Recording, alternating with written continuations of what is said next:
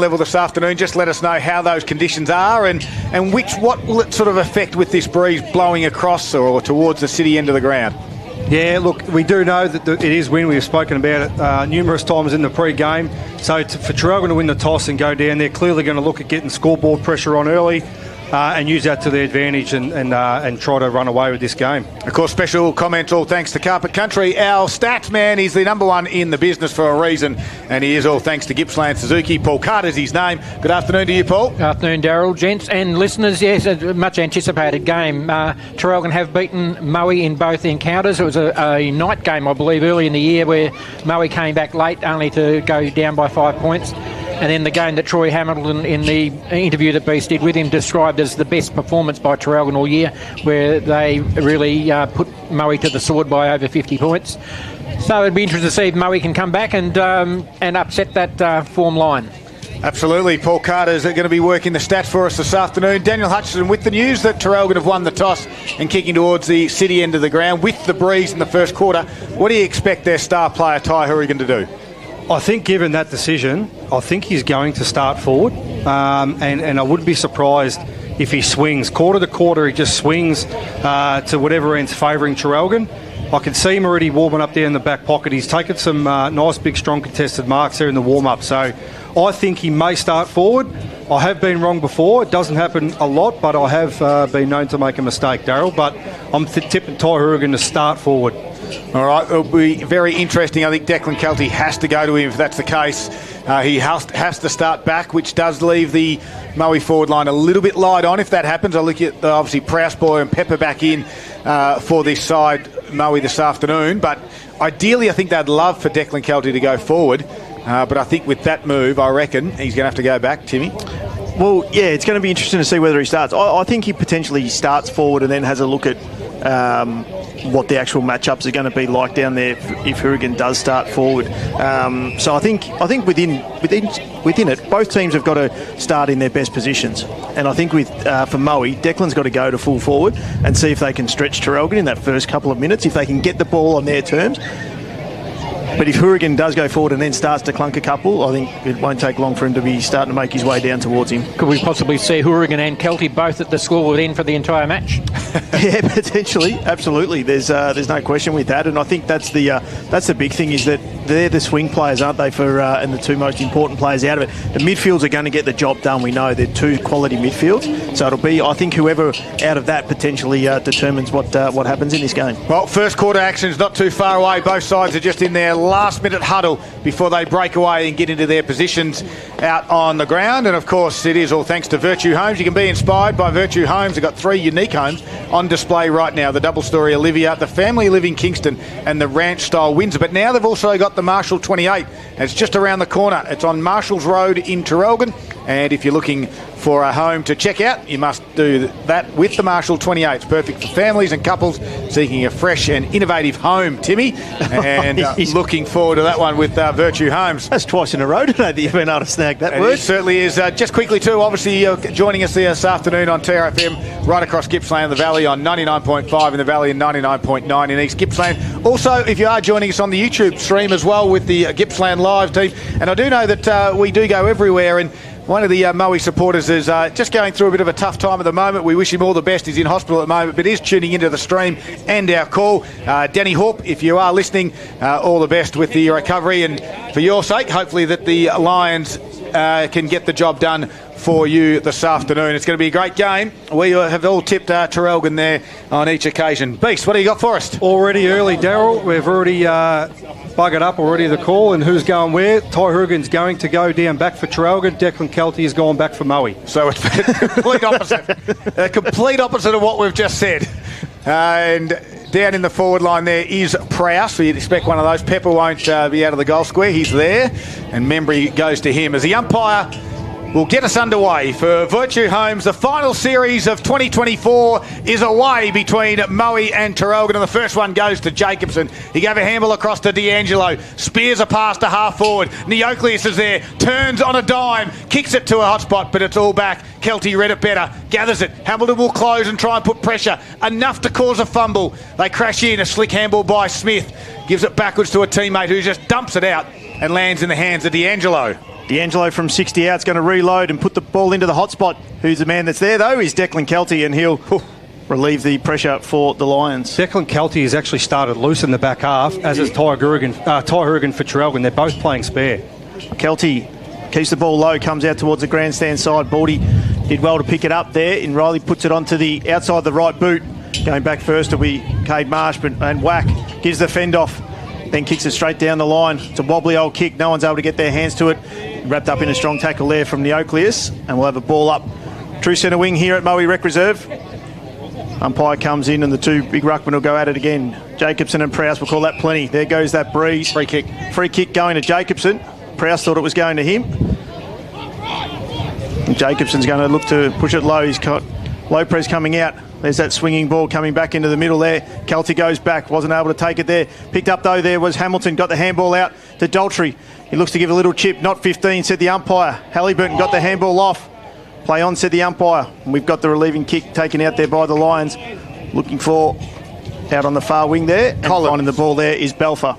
So Collins gave it across to Balfour. They're on the wing out there. No score to start this game. Balfour's wing to the half-forward line. Trent Baldy can't quite get it. Willerton was good. The 1-2 handball with Dunbar. They go backwards to Cade Marsh. His kick down the line. Nicely done. Found Daltrey. Tried to get the run and draw. Decides to come back into the right foot. Goes in the directions of Hamilton, but Declan Kelty. That's another mark. I reckon we might be saying a game-high record marks there across half-back for the Lions this afternoon. Van Dyke got it across to Smith. And the outlet kick nicely done to Riley Baldy. Half-back flank build-up for the Lions. Kicking against the breeze at the moment. And Riley Baldy comes lateral to the near side, the grandstand side here at Maffra to Van Dyke. Just holds things up a little bit. Key forwards are going to have to play in front going down to the netball end, guys, because the ball is holding up. You can already see that Murray forward's a little bit out of position. So Pepper is the target down the line. Can't get there, and Hurrigan takes the mark at half-back for the Maroons. Well, the two key players we spoke about at the start of the game have been certainly involved. Hurrigan comes inboard. He finds Cunico in the middle of the ground. He's called to play on. Gets the ball inside 50 for the Traralgon. He's going to go over the back there. Hamilton's going to be first to it. The boundary line's going to beat them all. And that breeze and wind that you can hear through the effects mic certainly got a hold of that, and got a boundary throw in about 5 metres around from the Maroons' goal. Just dying off a little bit? Yeah, just a little bit. I feel like the way Traralgon are moving the footy, they're just trying to kick long and get them runners out the back by the looks of things. Ball comes back in, taps straight down, trying to crash his way through Woods. Hayward, a snap around the body from Neocleus under extreme pressure, and it's missed. It was a big build-up for a minor score, Paul Carter. And first score on the board has come at the 3.5-minute mark on the Virtue Home scoreboard, one behind to Traralgon. Neocleus celebrated like it went through one hand straight up in the air. Started outside that right goal post and ended up into the points there. It'll be Van Dyke that'll bring the ball in. It's going far side as we expect for most of the day. Out to the contest over the back there, and coming through is Hurrigan. He's going to look to reload again if he can. He does. He plays on quickly. Puts the ball deep inside 50 again. Two threats flying over the back. Good. Taking the relieving mark out there. Van Dyke again. He comes outside 50. Scrubby little kick. No one's able to take true possession out of it, but comes in with it at Traralgon there. Smothered ball. Moe have got it, and they're going to just dump it down the line to where Hugh Dunbar will be the first one to relieve it for Traralgon. He picks it up cleanly, looks to come in board with a good kick, and he finds McMahon. So half forward for the McMahon, turns around. It's an open forward line at the moment. Gets underneath it a little bit, and McKenna's got the set. He worked the opponent Mulqueen off nicely, and down takes the mark 15 metres out, but tough angle beast. Yeah, and that's a lot better build-up by Traralgon. They've just been early on in this game. They've just been kicking it long, obviously to the advantage of Declan Kelty, who's sitting there as spare. He lowered the eyes, did Hugh Dunbar. Nice little bullet kick to half forward, and then just a nice lace-up kick to Dan McKenna. So a lot better build-up. That's probably what Traralgon need to do. This will be a tough kick into the breeze. City end of the ground. Only about 25 metres out. Try to keep it low. Works it from right to left, but didn't come back enough for him. And the Virtue Home scoreboard. 2 behind, 2 points to Traralgon, and that's their lead at the 5-minute mark of the first quarter. The Marshall 28, perfect for families, couples seeking a fresh and innovative home. Van Dyke came into Smith. A short kick still in their back pocket. The Lions have been slow play in this first few minutes here. Goes down the line. Pepper went up, went over the top of his head. D'Angelo Went round one, went round two. Scrubby kick inside. Cunico couldn't bend down. D'Angelo was first back up. He's wrapped up there by 2 or 3. Umpire's allowing it to play on. He's now going to come in and we'll have a ball up. 5.5 minutes gone here in the first quarter, and it's the Maroons leading by 2 points. Jacobson goes at it and giving the tap down. Big tap inside 50. D'Angelo, he tried to kick one out of midair. Nothing coming from it. Baldy, Trent, he goes off the ground. Smothered ball there came from the Maroons. Marsh is the first one onto it. He's wrapped up by Pepper. And we'll have another ball up.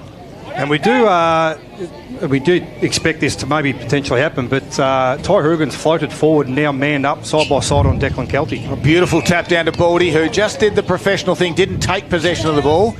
And Riley wins himself the free kick for holding the man. 2 points of margin. Traralgon lead it.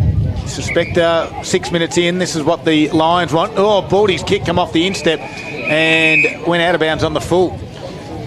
Jackson McMahon will take this free kick here, right on the wing area, grandstand side.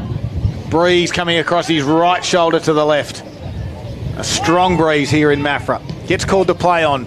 Dumps it to centre half forward. Low press in a one-on-one battle. One hand was out. Hamilton gathered it and then faked the handball, kick to the pocket over the top of McKenna's head. It stays in the field of play for a little while. The breeze pushes it from 15 metres around the boundary. You know what they say about pigs can't fly, but if there is a pig farm locally here, maybe just batten down those anchors, because there is a chance we're going to see one today. Put them in the pen or they'll be coming in. A Maffra Rec Reserve. Ball comes back in. McKenna over the top. Prowse got the tap down. Now we're looking to try and potentially rush the ball here. It's going to go over the boundary line. And no, it's going to be rushed through for a minor score. That takes Traralgon to 3 behind 3 points. 7 minutes played first quarter. Virtue Home scoreboard. A whole new meeting to sheep graziers. Warning. Pigs might fly warning for all the farmers out there, thanks to Beast. Van Dyke for the Lions to bring it back in. To keep us back on track. 7.5 minutes into the first quarter for Virtue Homes. Qualifying final day. Great to have your company. On Saturday afternoon footy on TRFM, the kick goes the outer side, clears the head there of the two ruckmen, and we're going to see a boundary throw in. Is this the first boundary thrown on the outer side? 7.5 minutes into the first quarter with a howling breeze. They're not going to want to be doing it too often, trying to throw it back into that breeze though. No, 60 metres out. Experienced umpires keep it low and flat. Beautiful throw in. Jacobson with the equally beautiful tap down to D'Angelo in stride. And that one he's got pinged for holding the footy. Advantage will be paid, and it was. Didn't need to take it because Neocleus wrapped up Baldy, and the umpire said that's holding the footy the other way. So Neocleus wins himself the free kick. Too far out to score, you'd think. Man on the mark, right on 50. With his breeze? Too far. He puts it a wobbly one to the top of the square. Going back, taking the chest mark. Back there. Nicely done was Smith. The outlet kick was lateral. Found Van Dyke in the pocket. Probably a bit keen there from Moe and Baldy just to maybe try and take that advantage. Just slow it up. Maybe take the sting out of the game and get control. Switch kick across the ground to find Brock Smith. He's got one over the top. Doesn't quite get him on the full. And the inboard handball from Ferrado to the running Kelty. Now inboard again. And Hayward got it towards Prowse. Prowse has got one over the top. They've got numbers everywhere. Trent Baldy gets it in stride. Has a bounce at half forward. Handballs forward to Jacob Wood. Top of the 50. The first real build-up. 2 or 3 fumbles by Wood. He handballs backwards. Couldn't find a teammate. And McMahon will clear it to Marsh and now out to Brown. Brown takes a relieving kick down onto the wing, but it's going to be cut off there by the Lions in Masters. Good bit of play there. Just Jacob Wood couldn't get a handle on it. Pepper was calling him in too. Masters is going to slow it up again. Kicks into the man on the mark there. Work by Daltrey, but he was able to pick it up again. He's going to kick the ball inside, look inside 50, and there's the mark there to Prowse. One-on-one Pepper and Membry. Brings the ball inside, going to go wide, and that breeze has taken it over the boundary line for a free kick. Out of bounds on the full. There's one, Paul. Yep. Helping you with the stats this afternoon. Thank you. Mitch Membry's going to be the taker of the free kick for the Maroons. Running carries the key into that breeze. I said it pre-game. That's what Moe needed to do into this breeze. It's about a 70-metre kick that gets over the back. Looking for it was Reuters. He wasn't able to pick it up. Wrapped up there, got the hands out. D'Angelo, clever little tap onto Reuters. Go. He's going to take one bounce coming through the middle of Maffra Rec Reserve. Takes one looking for the kick. It's an instep kick for McKenna. Makes him bend down low. Neocleus was going there. He was got the handball back over the top to Reuters. Getting back there, though, was the experienced Declan Kelty, and he'll kick out wide, looking for the boundary line. And Tristan Wack is going to keep the ball in. No, boundary umpire says he doesn't. We'll have a boundary throw in. That's the key there for Traralgon, isn't it? Just to get that run straight out of their back half, push hard forward and get the speed on the footy. They've got plenty of guys who've got pace to burn, and that's what they'll be looking to do. So Moe got a free kick out of that one. Not too sure exactly why. They kick it down the line, but Kinnico goes back towards Marsh. He gets a 1-2 handball back, and his high kick goes to the top of the 50. No one can mark. Kelty's been in some sort of form. Brock Smith handballs to no one except the boundary line, and over it goes for a boundary throw-in. Just in front of the old scoreboard. The Maffra Rec Reserve have a brand new LED scoreboard. Look absolutely beautiful this afternoon. The ball comes back into the field of play. Prowse taps it down. Handball squirts out the back there was from Danaher.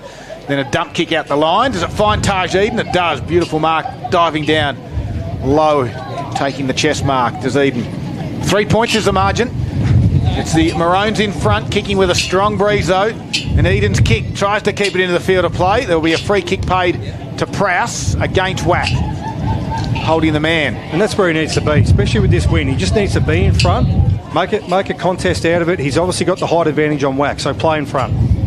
Nick Prowse chips over the top to Ferrado. Ferrado with the slow build-up, half-forward line. Brings the ball looking to go back inside, but D'Angelo's going to cut it off. Just been slow play for most of the time here for the Lions. They've had one bit of quick play, but otherwise it's just been a slow build-up into this breeze. D'Angelo's called to play on. He chips it down to the wing, kicking to a contest, coming through and taking the mark there is Chris Prowse. It's the right call by Ferrado, I think, just to lower the eyes and try to go inside 50 with those short kicks instead of trying to just bomb it and letting the wind take care of the rest. So out the outside, handball forward towards Van Dyke, who just kicks a high dumping one, and that's the kick the Beast doesn't want to see. Although they couldn't complete the mark, Wack comes through. Traralgon had all the numbers. He barrels a kick on the outer side and, well, it come off the side of his boot and goes out of bounds on the full, on the far side.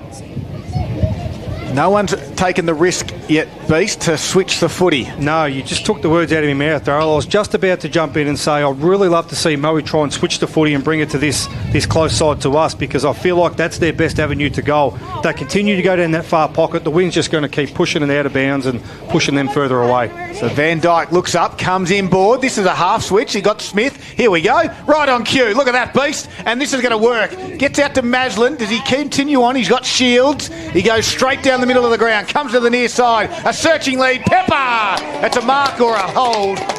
Either way, a pull of the jumper, a diving mark, and Pepper just goes back. He's not confident where he is because he's kicking into a howling breeze. That's why. Darts one to the outer side, and he's got over the top of Nick Prowse's head for a boundary throw-in. Disappointing probably finish there to a really good build-up from Moe. That's been their best look all day so far. He really probably just needed to push it into the opposite pocket. Have a shot at? Was he too far out? No, he's probably got the leg from there. He's a decent kick, Harry Pepper. 13 minutes into the first quarter. Exactly where you want it for if you're a Maffra supporter. They trail by 3 as they are trying to get something from inside their forward 50. They might have one here. It's a holding the man. Taj Eden gets it. Timmy will go to the replay and have a bit of a look. We do have a replay in the commentary box this afternoon. Very good job, Timmy. Absolutely. I would umpire a little bit blindsided of the fact that Eden dropped the ball and then was held onto it for a little bit further there. So, but anyway, he's going to have a shot on goal. This will be interesting. How far left does he start it? Just about halfway between the point and the left goalpost, you'd think. He's a right footer, comes in, starts it there, and the breeze takes it a long, long way across the face. The first score for the Lions is a minor one. And we've played 14 minutes in the first quarter. Virtual home scoreboard, Traralgon 3 behind, Moe 1 behind. Jackson McMahon will bring it in. Just got a little bit of support from behind the goals too, did McMahon? I'm sure he did. He goes long. It's going to get out the back. Low press, but here's Reuters right onto it again. He's got some speed. Takes a bounce. What's he got up ahead of him? Not much. He's tried just a little chip kick. Little goal Go kick. forward. He's got it again though.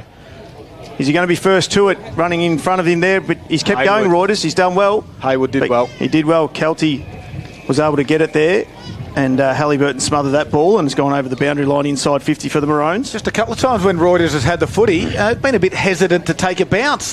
He's got the wheels. I want to see a couple of bounces when Reuters goes. Well, I'm hoping he can count because he's been on the borderline of taking probably one too many steps, and he's got away with it a few times now. Prowse took it out of the ruck contest and was able to find Jacob Wood. Here go the Lions now with their quick play. The ball holds up, but it was perfect for Prowse coming through the middle there, looking for and finding Pepper inside 50. There's no one in front of him. He's got it from 45 out. He dribbles it out, takes it out of the wind. No one's able to get there, but slipping over there, coming through was Dunbar. He got it to Tom McMahon. Membry was back, and the Maroons will get out of trouble through Cooper Brown. Yeah, good kick. Membry's good kick found Brownie. Inside 45 is nice to Willerton. He wants to stay.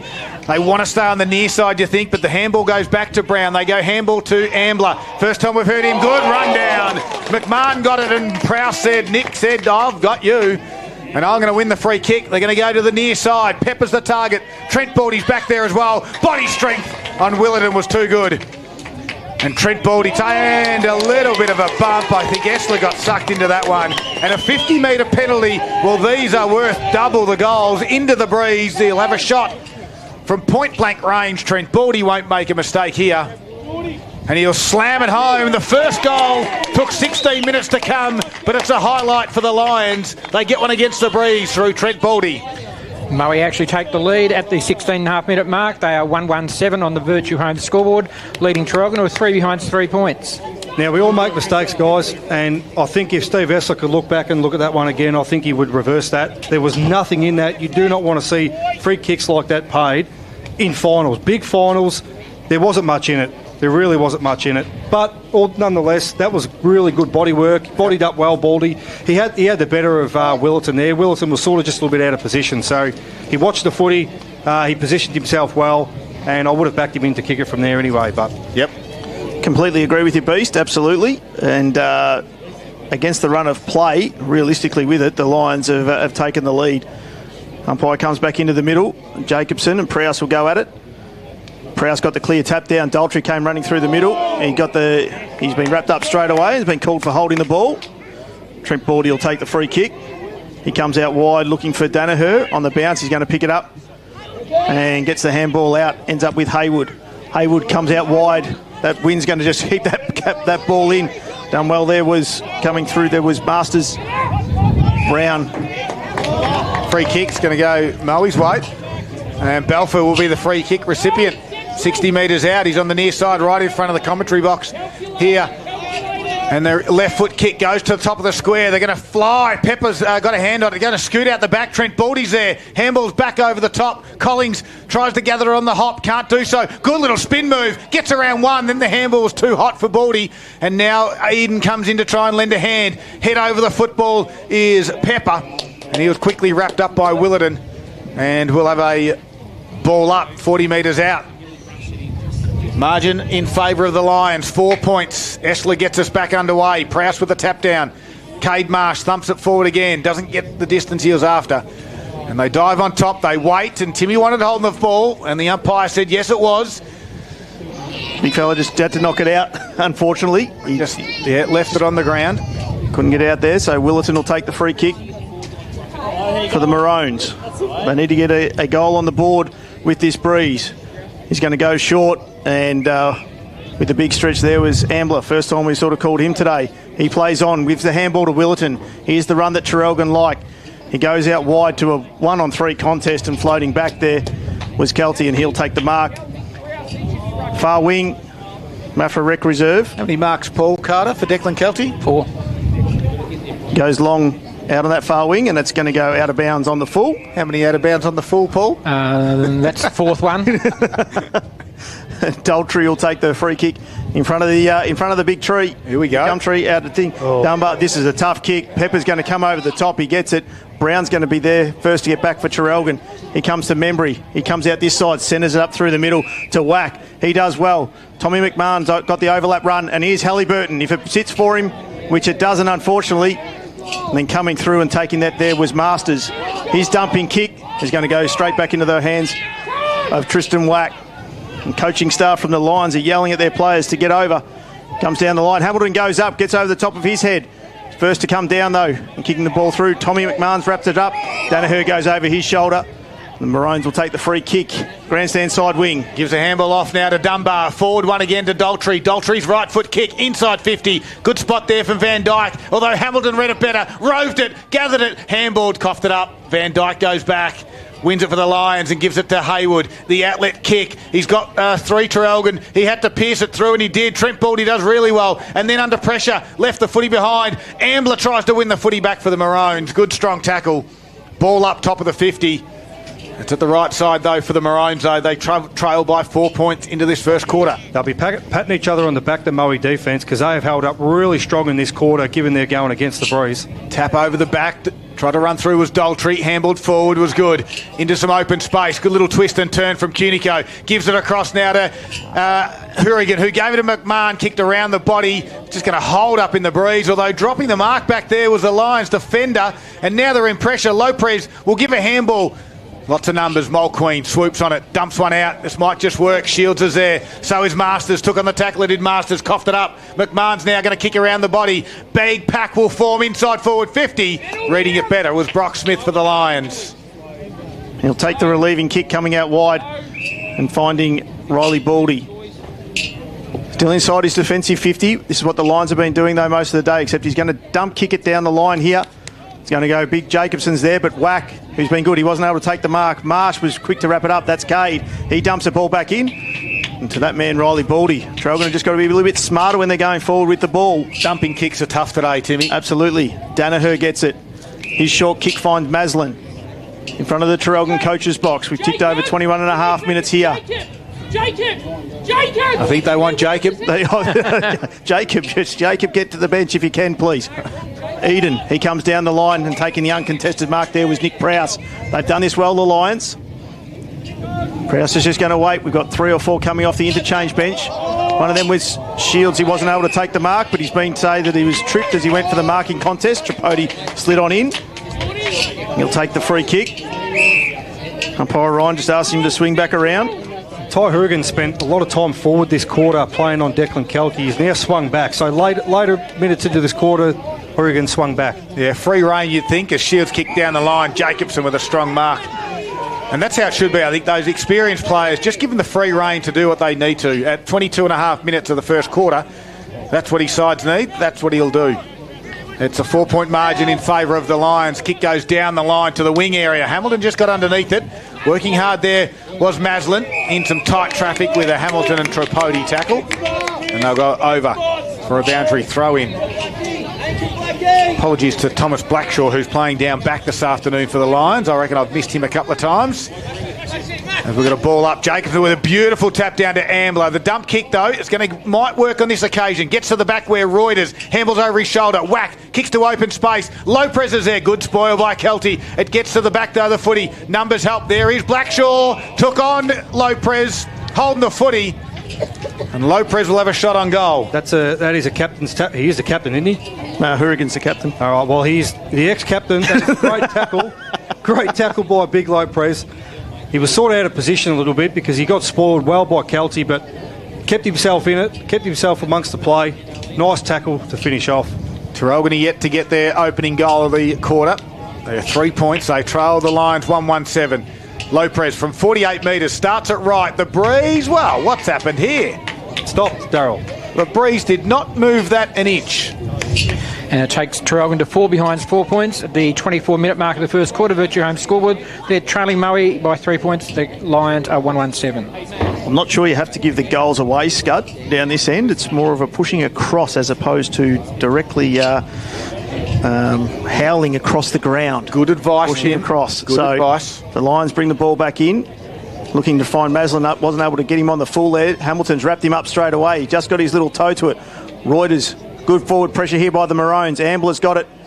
So the umpire's going to pay a free kick. It's going to be a holding, and it's going to end up for the Lions. Brock Smith absolutely crunched Reuters on that occasion. He was just physical at the ball, but Reuters is in all sorts of strife. Now they've called a stop to play. Wouldn't be surprised if Reuters needs to be checked out after this one.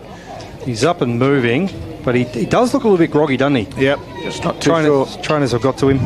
He was expecting the free kick, I think. Yeah. Didn't get it. As Van Dyke kicks it high and long to the outer side. Prowse had a good piece of that. Couldn't complete the mark, and now the ball trickles over for a boundary throw-in. 25 minutes gone into the first quarter for Virtue Homes. Their new Marshall 28 is on display now on Marshall's Road. sees a 3-point margin in favour of the Lions. Baldy out the back, handball over his shoulder. And on that occasion, we'll get wrapped up Tim Golds, and we'll have a stoppage 60 metres out from goal. Ruckman go at it again. Big Jacobson gets the big tap down. Ambler tried to bust his way through, couldn't. Coming through there and taking him down was Masters. He got the handball out. The Lions will kick it forward, dump kick forward. Going back with it was Marsh. He'll get the free kick for the arm chop. Look to take the relieving kick. The Maroons still goalless here in the first quarter. The Maffa Rec reserve, he goes out wide to his brother in Tate. From far wing, he's going to dump the ball long, looking to get it inside 50, but over the back was Lopez, had one hands, couldn't get to it. And there is the siren to end what has been an interesting first quarter, you would say. The Maroons had the breeze, they couldn't get anything in the goal column. They finished with 4 points, but it's the Lions taking the lead, going against the breeze, 1-1-7. Traralgon are 4 behinds at quarter time. It's a 3-point margin, and of course, if you're looking for a Father's Day gift, hot gift ideas for Dad, best brands, best range, best prices guaranteed. Head into your local Harvey Norman electrical store. You're listening to Gippsland Live right here on TRFM.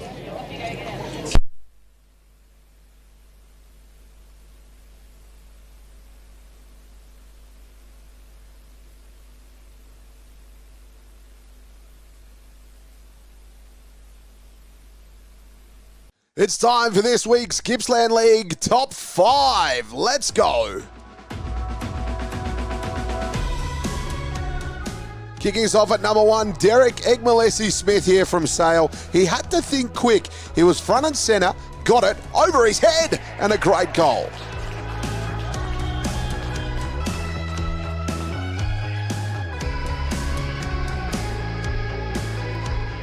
Number 2, this one's an absolute peach. Kay de Reuters here from Traralgon.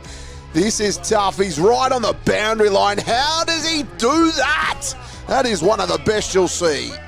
Goal of the day, winner. You are not a contender, it's the winner. You are kidding me, Timmy. That is one of the best we have seen all year. From Number 3, it's Blair Roscoe here from Traralgon. Beautiful little pick up this, but even better evading his opponent. Then he just goes bang, lines it up, puts it home. The youngsters put it through. How good is this great game of AFL? This is unreal. And he's on the wrong side there too for a left footer. That could have gone anywhere. Number 4 here, Jared Stewart here on the throw-in from Leongatha. He just takes off. He says, catch me if you can, I'm putting it through.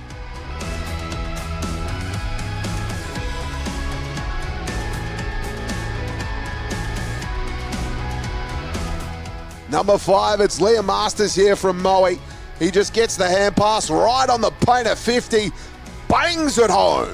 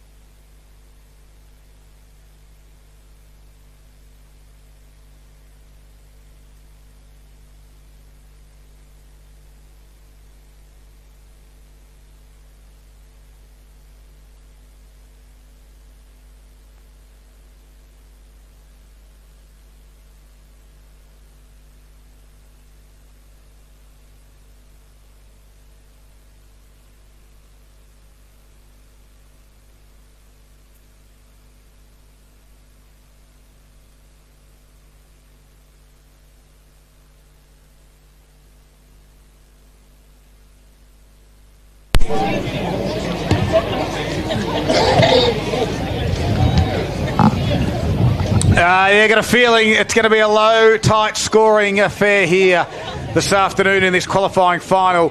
Traralgon only managed 4 points, while the Lions kicking into the breeze, we think, 117 in the first quarter. Here's Paul Carter with all the key stats. Thanks to Gippsland Suzuki, and no doubt some intercept marking from the two key defenders will be important here, Paul. Well, Traralgon had the first 10 inside 50s before Maui even went inside theirs. They finished up winning that 16-8, the Maroons. The clearances went Maui's way 6-4, one centre clearance apiece. Free kicks, 9 to Traralgon, 11 to Maui, and of those, 3 of Traralgon's were out in the full, and one of them was Maui for out in the full. The marks, Maui 34 to 15, so I think that there's a pattern there that you play your way out of your defence. Contested marks, Maui took 5 to 4, marks inside 50, 4 to 1 Maui's way. Max Jacobson 9 hit outs up against Chris Prowse 7, and of the players we're following, Jackson McMahon 5 disposals, 4 to Jordan Cunico and Louis D'Angelo, 3 to Connor Ambler and 2 to Ty Hourigan. For Maui, Scott Van Dyke, 11 disposals, 4 of those would have been kickings, but another 7 were him, along with 4 marks. 6 disposals apiece to Declan Kelty, Riley Baldy, Trent Baldy, and Ben Danaher 3, Lucas Ferrado 2. Thank you very much. Of course, the round the ground scores. Beast, do you have some of those for us? All thanks to Harvey Norman Furniture. Yeah, I do, Darryl. We'll kick it off mid-Gippsland. Quarter-time scores. Fish Creek 117 to Yanar 139. North Gippsland 3-2, 20 apiece between Yallourn North and Tyres. Unfortunately, got nothing for East Gippsland. Up the Omeo District Grand Final, it's Omeo Benambra 3-1-19 to Swift Creek, the 1 point. Allenbank District, Bullen 1-3-9 to Allenbank, 2 straight points. And the West Gippsland final is Coralline 1-3-9 to Phillip Island 3-4-22. Beautiful. Great work too. Beast getting your scores from all around Gippsland. I don't think Boxer wouldn't even know where the Omeo and District Footy League is. No, and all he'd be doing is whinging that he couldn't get the scores and stuff like that. I had no issues there from Beast. No issue at all. What we would have found out that he would have lost his first leg of his quaddie if Boxer was here. Oh, absolutely. And he would have given us not much else, I wouldn't have thought. Now, Beast, of course, special comments all thanks to Carpet Country. What have you noticed as the sides have gone out after quarter time? Well, another thing that we wouldn't have known from Box, because he would have had it in his phone, is Declan Kelty's actually started forward now with the win for Maui. All right, let's have a look at Danaher. Gets it out the middle, gives it to Baldy. Left foot kick around the body. And look who's on, right on song, is Declan Kelty. He's too far out to score, but he lowers the eyes for Pepper. And it gets over his head. The breeze just carried on that occasion. We've got a boundary throw in. Instant result, Declan Kelty going forward. And I think that's a little tick to the Maui coaching staff straight up. Yeah, I'm expecting him to play higher up the ground and be that key forward for them higher up the ground because he's got a penetrating kick. Pepper will stay deep. Kelty will just be bombing it long to Pepper. Jacobson goes at it. Kelty over the top. Coming through Danaher. Is he able to get it there? He looks to go to... Umpire's head was touched. We'll go through for a minor score. And the Maui Racing Club Club East with a bandstaff scoreboard has Maui 1-2-8, a lead of 4 points over Traralgon, who are 4 behind 4 points. Maroons bring the ball back in. McMahon. We got our matchup that we're looking for. Hourigan against Kelty, and it'll be with Kelty forward. Yep. Goes deep outside his 50. Looking for a contest there. Hamilton was in front, wasn't paid the mark, wasn't able to take it. Prowse got a handball working in tight circles there and ending it out with Van Dyke. He dumped the ball back inside. Standing strong was Jacobson to McMahon to Halliburton. Did well, picked it up, looks to go short over the top of D'Angelo. Coming through there is Daltrey. He's going to switch it and come out wide looking for Tripodi, but it'll end up with Whack. Over the top to McMahon. McMahon goes forward looking one-on-one contest. McKenna got held at the back and Mulqueen did well to get in front and he'll take the free kick. Going to quickly give a handball. The umpire says go back behind your mark. Inside his defensive 50. Got Baldy on. No one's on Riley Baldy, can you believe it? And guess what? Mulqueen says, OK, I'll just kick it to one of the best midfielders in the comps. And Riley Baldy's going to come lateral again. Off the side of the boot. Masters has to work for this. He's got plenty of time. He gathers it, looks up. Maslin's there. That's a good hit. Finds him on the chest. I just want to touch on that inside 50 for Traralgon. Dan McKenna really tried to push hard forward back towards the goal square. That's going to be a decent kick for any player to really get it over the top and get that sort of penetration. Maroons have got a turnover, and it was Cunico gave it to Willardon. Chip kick to Hamilton. Right on the point of centre half forward on the square. Chips it over the top. He's got Neocleus. 55 out. Walks. Chips at 15. Doesn't quite get to Daltrey. He's got to work at ground level. Finds it on the hop. He's going to kick it backwards. And he goes backwards towards McMahon. On the outer side, it's Marsh, and he chips it over the top back to Daltrey, who's been working hard this afternoon. Daltrey's kick to an open side. Jacobson's there, sits. Big spoil by Mulqueen. At ground level, Halliburton works hard on Collings, and they're going to wrestle it in. No, somehow pops out. Jacobson gave it to Willerton. Now to D'Angelo. Out to Tripodi. On the outside of the boot, the Zambrero goal today. You little beauty. Lucas Tripodi might own Cafe Aviva, but he might have a Zambrero burrito in his hand. Yeah, perfect build-up for Traralgon. That's a lot better. I mean, they're going against the breeze, but the build-up, the kick from, was it Chance Daltrey, just to that hot spot. Max Jacobson just plonks his big frame there. They get the smalls around that contest, and Tripodi pops up, kicks an absolute ripping goal there. And Traralgon's first goal at the 3-minute mark of the second quarter takes them into a lead of 2 points over Moe on the Moe Racing Club Eastwood Bairnsdale scoreboard. Traralgon 1-4-10, Moe 1-2-8. We said goals would be worth double at the netball end, Scud, and the only place we've been able to kick a goal is that end. So Jacobson went up high, but Prowse got it down. Baldy was able to get it forward. It was Riley, and Jackson McMahon's going to take the relieving kick just outside his defensive 50 for the Maroons. Interesting to see, what play the Maroons have as opposed to the Lions, but he's going to kick it long down. Hamilton coming over the top was Lopez, wasn't able to get it. Ambler with the quick hands out to Halliburton. He's going to dump it forward. Neoclis is going to have to come from over the back, which he does. McKenna got the little tap out looking for Daltrey. McKenna did well to follow it back up. D'Angelo went right, then he went left. Back to Daltrey. He takes the tackler on. He's wrapped up strongly, and he's going to be pinged for holding the ball. Great tackle there by Liam Masters. Interesting style of play, Beast, with the... we saw that and umpires from 100 metres away are paying free kicks. No one's sure what's going on. They're all directing traffic to each other. They've called a free kick to Trent Baldy. He had no idea he was coming off the ground for his spell. They've actually called him back out onto the field of play to take a kick. So he kicks it towards Prowse. He has 2 bites and then whacks it. I'll slap it out of your hands. Collings will work hard. Handball back to Smith. Just missed him. And it goes over for a boundary throw in. Now Trent Baldy gets to come to the interchange bench. Interesting that, though, isn't it, when you're a player and you don't even know that it's your free kick, so something's hasn't gone against you. But it'd be interesting to see how the Maroons continue to play this, whether they keep going long or short like the Lions did in this quarter. 5-minute mark, 2-point margin. Back to Traralgon. Quick kick there from downfield. Marsh got the kick away. And Marsh just says to Big Prowse, I'm not sure that was there, but we'll take it. I think it's a bit of a mental challenge, isn't it, when you go, maybe when there's a strong wind favouring one end, you just automatically want to bomb and think you're going to kick goals and they're going to favour one end. They've been a little bit more cautious, both teams, going against the wind to this netball end of the ground, which seems so far to be paying off. Ambler to Marsh, didn't quite get it on the full, so he puts it in. Ball holds up, Hamilton comes from the back, wasn't able to get there. We'll go at it, dropping the knees there, and the umpire is going to say it'll be my ball. We'll have a ball up. 20 metres around from the Traralgon goal. McKenna and Prowse will do the ruck work. Prowse got the tap down, which was clever. Van Dyke got the handball over and getting it out of there was Masters. Looking to go back into the middle is Whack. Ball bounces around. Hourigan will be first to it if he can get there, but the quickness of Balfour got in front of him. Great He's tackle. tackled. Umpire calls play on. Whack looked to get it. Ball was bouncing around McMahon. He's going to relieve the pressure for the Maroons. Out to that man Hourigan, who'll take it on the far side. Wasn't sure whether he wanted to handball or kick, so then he went around the player and then kicked it out of bounds on the full. Very unlike Ty Hourigan to be in 2 minds with that one. Good pressure by Woodall. That's what it was, Darryl, exactly. Really good pressure by Moe. On the outer side is Ferrado. Right foot kick. Well, he didn't leave it in the field of play long enough because he just kicked it straight out of bounds on the full. There's another one for you, Paul. They're racking up now. 6.5 minutes. Paul Carter's here for Gippsland Suzuki this afternoon. And Marsh has it on the defensive 50 for the Maroons. Kicks it high towards, don't tell me, he's kicked it out about, no, it's been just inside the field of play. I thought they were just going to go waxing left and right there. And we have a boundary throw-in. Great little goal by Lucas Tripodi a couple of moments ago to get our Zambrero goal that a contender. Slapped it forward, did the Prowse for the Lions, although at the end of that was D'Angelo. Quick kick to half forward, the wing area, I should say, where Hamilton gave it to Reuters. Inboard handball to Dunbar was good. He wants to come to the near side. It come off the side of his boot, and Shields will take the mark for the Lions at half back.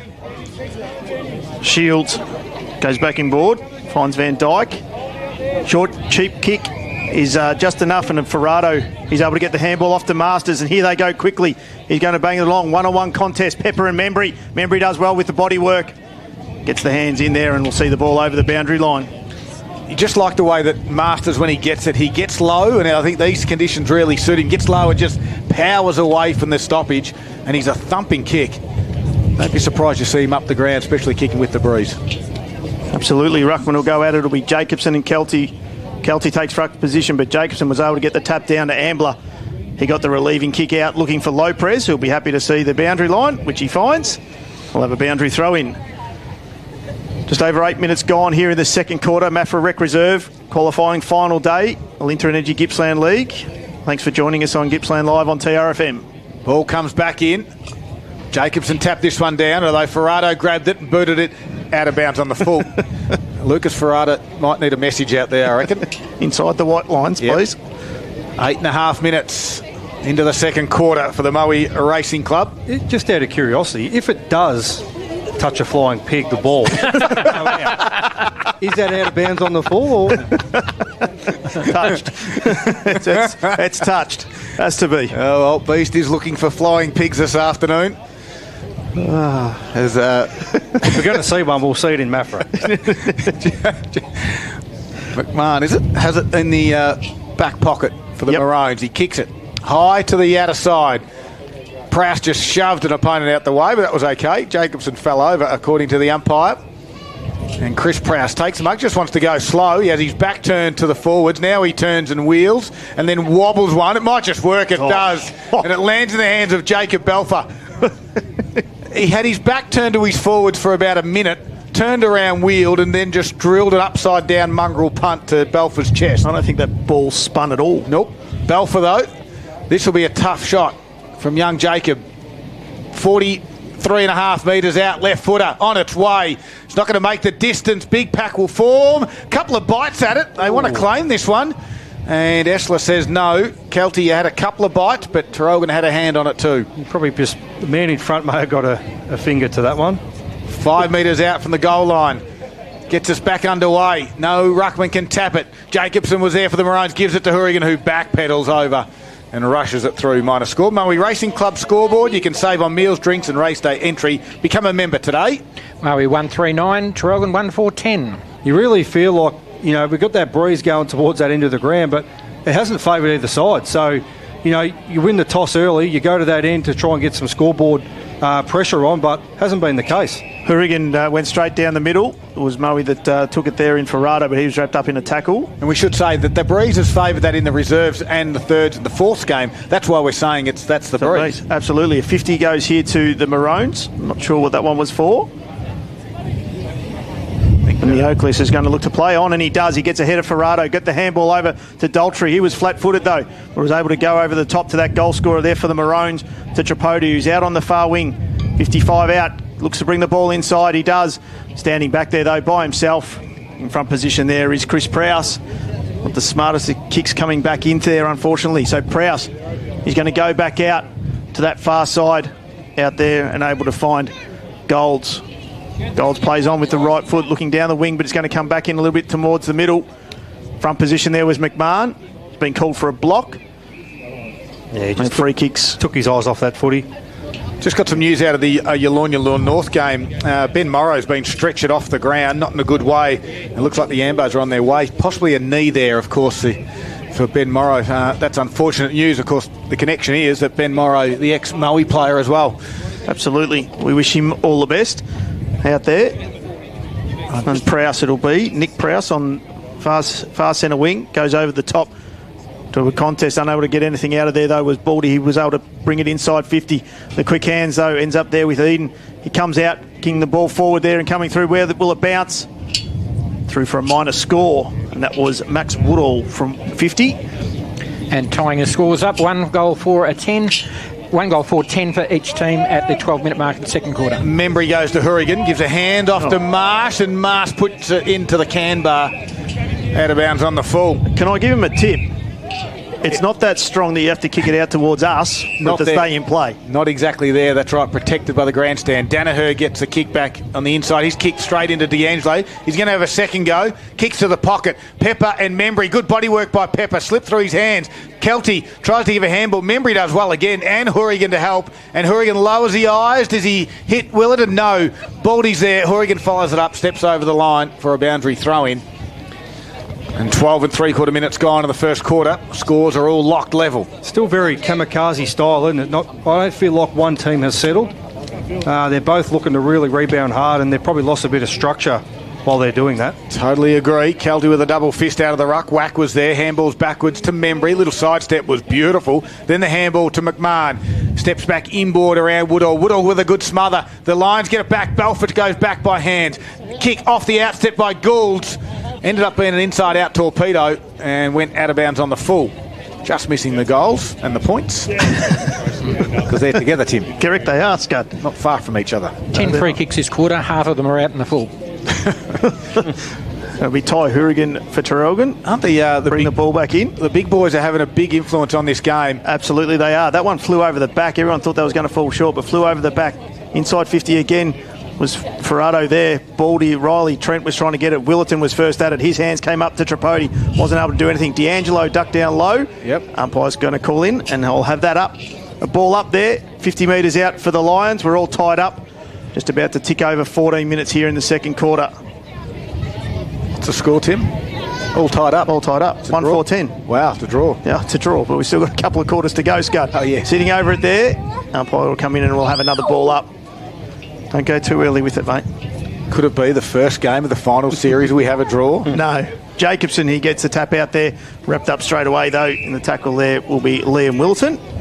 We'll have another go. We haven't really got to any great heights just at the moment. 1-4-10's not an exciting game of football. The breeze having a big impact on this. And the umpire's giving away a free kick here to Traralgon. Second quarter for the Moe Racing Club. It's Reuters. Looks towards Hamilton. And he kicks it straight. The breeze doesn't bring it back. There was a hold against Maslin. And it's go Hamilton's way. He's moving. That will be 50, I think. And that was, he was just creeping around, wasn't he, Beef? Yeah, I don't know. Yeah. Bit of a brain fade. A little bit of a brain fade there. Was it Maslin? Yep. Yeah, he just kept shuffling side by side. And, I mean, we know the stand rule, so I'm not sure what he was thinking he was trying to get away with. And the umpire warned him too. Yeah. Don't move. He had a couple of little steps, then a few more. And then he done a little bit of a disco shuffle. Hamilton has to start this, you think, left on here. He's reversed it. Yeah, I've seen that. He's reversed it. What was it, Beast? Haywood's actually given Neocleus one, and the umpire has not seen that. As the umpire's turned, he's witnessed Neocleus just reacting, giving Haywood one into the gut. So, and the emergency umpire thought he needs a bit of a run, so he goes out there as well. Yes. Kick goes down the line. Hourigan and Kelty, what a match-up that is. Gets over the back on this occasion. Trent Baldy will run onto it, though. And the right footer chips to the pocket. Pepper and Membry again in a one-on-one. Pepper with great body work. One bounce, runs in and celebrates, if you don't mind. And he slams it home. He gave the one finger, don't argue, and I'm going to put this through. Well, I don't know about that, given the old one finger, because I actually just, my heart stopped for a second. I actually thought he's kicked out across the face of the goal, but he didn't. He has kicked it, and just good body work up there. Disappointing free kick to give away for Traralgon. It's just gone straight down the other end. Goal for Moe, probably against it a little bit, but nonetheless, another 6 points for Moe on the board. And Moe break the deadlock and take a 6-point lead at the 16-minute mark of the second quarter. The Moe Racing Club, Club Eastwood Bairnsdale scoreboard. Moe 2-4-16, Traralgon 1-4-10. Daniel Hutchison saying he didn't like the celebration with a one-finger salute. I've heard it all. Well, I would have done it once I've kicked it. He was still running into. He had 15 more metres to run before he kicked that. Yeah, very true. Back to the middle they go. Jacobson taps it down, out of side, goes through there. The legs of Cunico it was. Now Trent Baldy grabs it, goes towards Kelty. Dunbar closes and it gets down low and runs it over for a boundary throw-in. Out of side. 16 and 3/4 minutes gone. Moe Racing Club, second quarter. Don't forget, become a member today. You got a chance to win up at Club Eastwood as well. They're giving away a new car.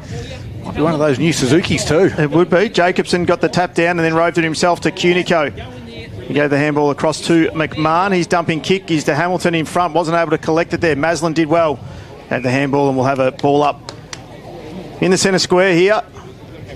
The Lions leading by 6 points.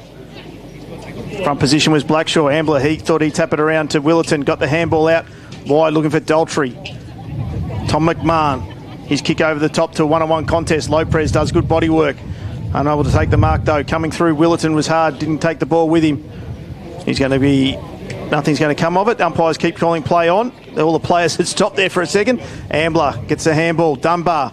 His ball is smothered there by Eden. And he... trying to get the ball over the boundary line, he's given it a little toe. And they're out on the full on that far side, Scud. Very unlucky. And he actually argued the point that it didn't go. We can't see being 150 metres away. Inboard kick, and Trent Baldy goes up to take the mark for the Lions. Just backwards of centre for the Lions. They do lead at the moment by 6 points. Kick towards half forward in the front spot. Kelty with a couple of bites at it and will be paid in the end. Free kick. Over the shoulder, chopping the arms, was it? Over the shoulder. So Kelty's had Pepper in the pocket. Decides not to go there. He kicks to the true in the diamond area of the centre, the forward part of the ground, and no one can take the mark. I'll get it out in a moment. Diamond centre, we've got every shape you can think of. Well, the circle part, inside forward 50. Either way, no one can take the mark except the Maroons. Goes out the side towards Hamilton. His kick, Reuters and Haywood. Reuters lets it bounce and now gathers it and runs it over. Where is it, Scud? I was actually going for the upside down V, is what I was looking for. On the pitcher's mound over there. The diamond, the circle, the square. Anyway, head in front of the gum tree. Umpire throws a ball in. Blackshaw, he did well, got the tap and then roved it well to Wood. He's looking to get the handball, he does, and he finds it over there to Rolly Baldy. His short kick wasn't 15, but did well to get rid of it there. Wood coming through there was Wood. His kick, it's going to be turned over. D'Angelo, Wood went back and had a good second effort. Maslin, his handball over the top. Looking for his teammate there, wasn't able to find him though. Ended up with McMahon to Tripodi, quick hands. He's going to turn the ball over and coming through is Van Dyke, and he said, I'll just put it on the boot and get it out of here. Kelty tried to stop it there with his legs, wasn't able to. Jackson McMahon did well. Daltrey, and he'll take the relieving kick for the Maroons. Good kick. Oh, getting one hand up there was Blackshaw just to cause the intercept, and then got a good handball to Gold. His kick to Eden on the wing area. Chips it over the top. They are out. Van Dyke was the one. He's got inside forward 50. Prowse, does it get to him? He's got to backpedal, the big fella. It's hard for him to go forward, let alone backwards. Well, it's easy to say from here, but I felt like he just had to jump. He's 8 foot tall. Instead, he tried to run backwards. In the end, we've got a boundary throw in 20-minute mark, second quarter. The Lions press again. Kelty and Jacobson. Kelty put it to the back. Ferrado runs onto it, snaps it around the body, pushes it across the face. That's tough to do with the breeze today. And didn't even score in the end. You feel like Traralgon probably needs to get down the other end and get another goal on the board, because, I don't know, I feel like they've probably had more control than Moe in this quarter. Oh, sorry, Beast. We're gonna. Sorry, mate. This went out of bounds on the full. Absolutely, and we're going to boundary throw in. It's either a point or it's out of bounds on the full, you would have thought. It was. Kelty came over the back with the ruck contest, though. No one's able to take it clear, but coming through, wrapped up there is Dunbar by Wood. I think you're right, Beast, too. I think Moe certainly look a lot more dangerous when they're going inside forward 50. Definitely, yeah. I just think Traralgon have had more of the play. They've held possession a little bit longer, just not able to get forward and score. Kelty and Jacobson. Wood came through, as the old experienced head does, came flying through the pack. He was wrapped up straight away in the tackle. We'll have another ball up. 30 metres out from the Moe goal. They lead by one solid kick. Jacobson in front. He got the tap down. Looking there for Ferrado, get the hand out. Wood, he took on one, took on two, got the handball through to Kelty, and he snaps it over the shoulder for a goal. Yeah, and Jacob Wood in there, he's just a little terrier in there, isn't he? He just tears around, he's just so hard to tackle. And as it was on display right then, he just broke maybe 2 or 3 tackles, was able to get his hands free, get the handball out. Off to the coach in Declan Kelty, and Kelty was a nice finish from a skillful player. And Moe's lead goes out now to 12 points at the 21-minute mark of the second quarter. The Moe Racing Club, Club Eastwood Bairnsdale's scoreboard has the Lions at 3-4-22, leading Traralgon 1-4-10. We did say it was about a 2-goal breeze, we thought, down that end, which at the moment is exactly where the Lions are at. Jacobson in the middle, he gets over the top and does well. Neocleus came off the front of the square. He's wrapped up in the tackle there by the Lions. We'll have another ball up, still inside the centre square, although the Non-controlling umpire was coming in. Looked like he was going to pay a free kick, but nothing came of that. Jacobson got the tap down. Ends up with Ambler. He's going to deliver the ball inside 50. Hamilton's going to fly in front. McKenna did well, got down. Wasn't able to collect it there. Getting it out there through to hands to Danaher. He's dumping left kick. Goes out to the far wing and great body work there by Huey Dunbar. Looks to play on quickly by hands to McMahon. He finds Tate Marsh. He's going to deliver the ball inside 50 again for the Maroons. Nothing coming out of that. Trent Bald is going to get it. He's going to throw it on the left boot and say, marks up if you can. And Jackson McMahon will. And they'll look to reload again for the Maroons. Got to lower the eyes, you'd think, from this position for the Maroons. Got to basketball it around it, bring it this side, Scud. Yeah, they do. And he's going to dump it in again into the same spot where everyone already is. McKenna's going to come from 3 deep. Hamilton was in front. Nothing came from it. Maslin got the kick away. Mick Jacobson's going to stick a hand in there. Danaher's first to the ball. He gets a handball out, just looking for space, and ends up in the hands there of Belfer. His handball over the top to coming through and ends up there, coming into a kick. Good contested mark there by Hourigan against Kelty. He comes in board, needs to be spot on. Wasn't. But D'Angelo was good enough to get the hands in there to whack. It's been quiet this quarter. His big kick forward's going to go to no one apart from the Lions. And Scott Van Dyke will take the relieving kick. He goes in board now and finds Danaher. And Danaher will stop and prop. He now gives the runner, and it is Maslin. Right foot kick inside forward 50. It goes. Prowse just going to go back again. He couldn't get that one either. Kelty says, I'll run onto it. Can I squeeze a handball out somehow? No, I can't. Hourigan will wrap him up. No prior opportunity, and well, ball up. Depending on who you are, but I understand why Hourigan thought that would have been given based on other decisions made earlier, Scott. So ball up inside forward 50. 24 minutes into the second quarter. Moe's pressing again. D'Angelo got one over the shoulder and hurt someone. It is. He's paid it. Is that Kelty down too? He's instantly grabbed his knee. I saw that straight away. Yep. He got the over the shoulder, and now they're going to move this away. This is bad news for the Lions. Let's hope Kelty can get up. Lions come to him to help him up now.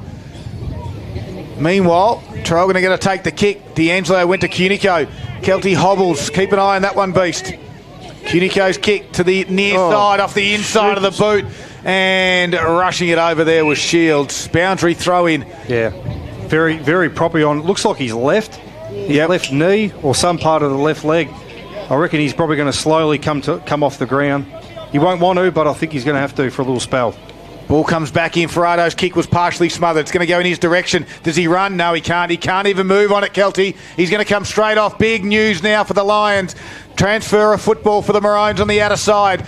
Collings is out there, and he won't get it, and it's going to go over for a boundary throw-in. So 25-minute mark, second quarter, the coach for the Lions coming off. He's jogging off in a straight line, but that last bit of play, then he tried to change direction to go for the tackle, and he just pulled up. He could not even move to change direction. His Lions lead by 12 points at the moment. Jacobson did well, took it out of the ruck contest to Halliburton. He can run if he wants, and he does. His kick going forward, looking for Daltrey. Got over the top, but it's going to end back up with Daltrey. Needs someone to go forward. He tries to kick it. Bernardo coming through to Brown. Well done by Masters, who's been good.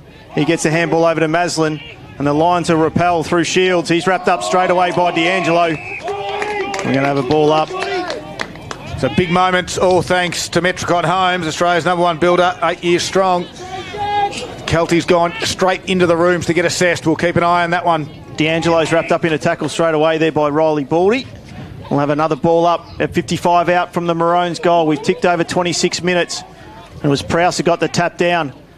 Looking to break the tackle there was Ferrado. He gets nothing out of it. So to me, if I'm coach, am I thinking now, right, we've lost Kelty. This is your Traralgon coach too, by the way. We've lost Kelty. Do we now start to maybe think about Ty Hourigan going up to centre forward because they've had absolutely nothing to go to up forward? Especially for the last couple of minutes, absolutely, Beast. Jumping tackle, free kick to the Maroons. And a little bump too, that could have been 50 absolutely. As well. Looking for Leprez on, and he's just snagged it in with the left hand. He's thrown the mid out like Ricky Ponting used to do in the slips, and has taken it. And this is a big one for the Maroons. It was a nice grab there by Leprez. I thought it was a little bit casual by Louis D'Angelo with his kick. I thought, maybe just a little bit casual, but it's come off. 45, Leprez plays on.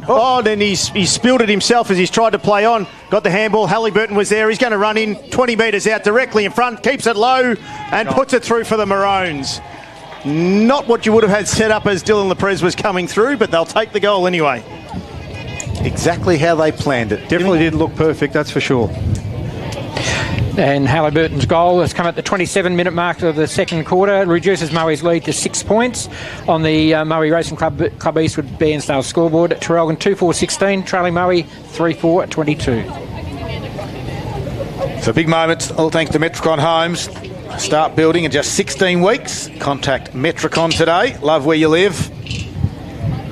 Coach Moe supporters got their heart in their mouth at the moment. Their key player is off getting assessed. Back to the middle we go. Jacobson tapped it and then got it out. Handball backwards to D'Angelo. He can't grab it on the first time. Marstons will keep his feet. Well done by D'Angelo. Forward handball. Great work by Riley Baldy. Grabs it and dumps it. It's a barrel. It's going to go over the back. Hurrigan takes the uncontested mark. And Hurrigan will slow things up. That's why they've left him at that end of the ground, Darryl. It looks to the outer side. The target will be Daltrey. Might not get there.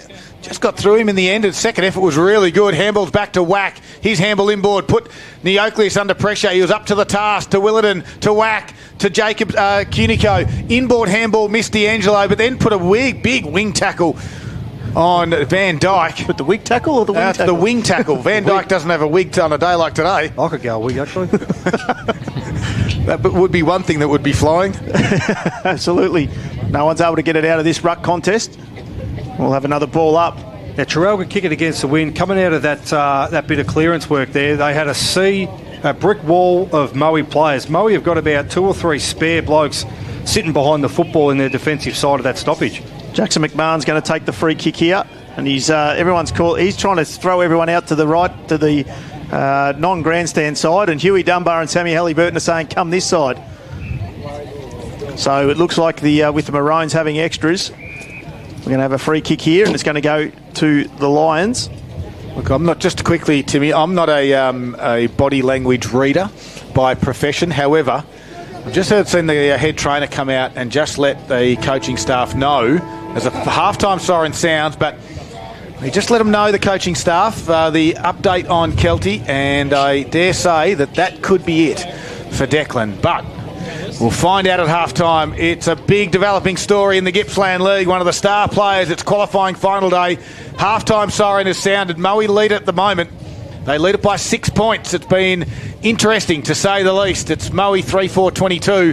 Traralgon 2-4-16. It's a big game, and it's tough conditions out here in Maffra Rec Reserve this afternoon. You are listening to Gippsland Live on TRFM. It's all thanks to Harvey Norman Electrical Gippsland.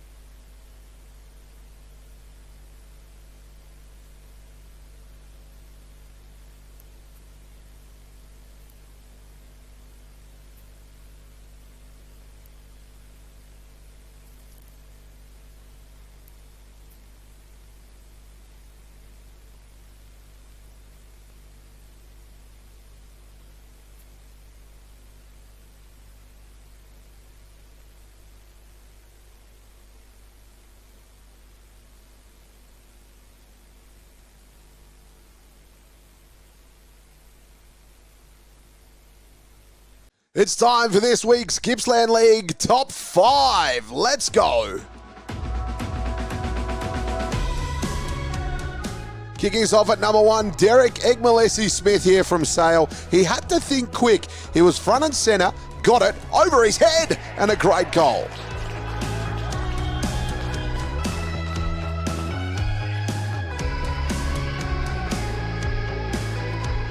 Number 2, this one's an absolute peach. Kay de Reuters here from Traralgon. This is tough. He's right on the boundary line. How does he do that? That is one of the best you'll see. Goal of the day, winner. You are not a contender, it's the winner.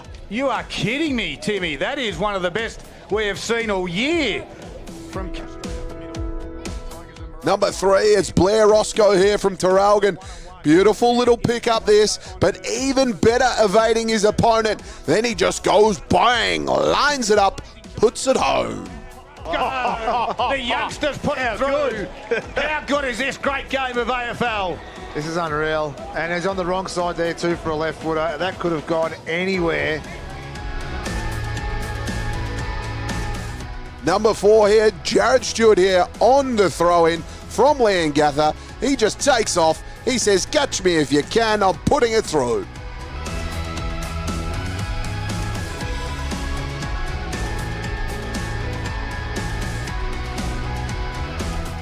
Number 5, it's Liam Masters here from Moe. He just gets the hand pass right on the paint at 50, bangs it home.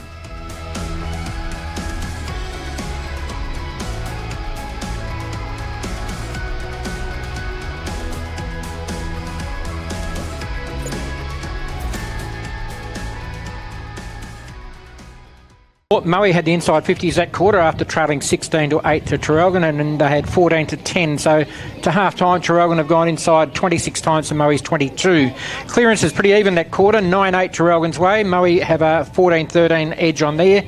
Centre clearances, however, the 4 centre clearances all went to Moe, so they leading there at 5-1. Both teams have had 19 free kicks. For Traralgon, 7 of them have been from out in the full. For Moe, 3 of them. So of the 38 free kicks paid, 10 of them have been out in the full with the windy conditions we have here today. Moe leading the mark count 51-33, 8-7 Moe's way in contested marks. Marks inside 50, Moe 5 to Traralgon 2. Nothing was scored from set shots that quarter, so it's only 2 behinds to Traralgon and 1-1 and 1 out in the full for Moe. The Battle of the Ruckman sees Mac Jacobson with another 13 hit-outs. He's had 22 to half-time, up against Chris Prowse, who had 10 that quarter, taking his tally to 17. Haven't finished the Moe individual stats at the moment, but for Traralgon, Jackson McMahon 10 disposals in the second quarter. He has 15 to the half-time mark, 11 to Louis D'Angelo, 9 to Connor Ambler, and 8 to Jordan Cunico and Ty Hurrigan. Declan Kilty's day is probably finished on 8 at the moment. I'll do these as we go. 5 more to Riley Baldy, takes him to 11. 7 more to Trent Baldy, he's on 13. 6 extra to Scott Van Dyke, take him to 17. 6 to Ben Danaher, who's up to 9. Lucas Ferrado, 7 that quarter, he's up to 9. There it is, all the key stats. It is, of course, half-time wrap, thanks to Gippsland Mowers.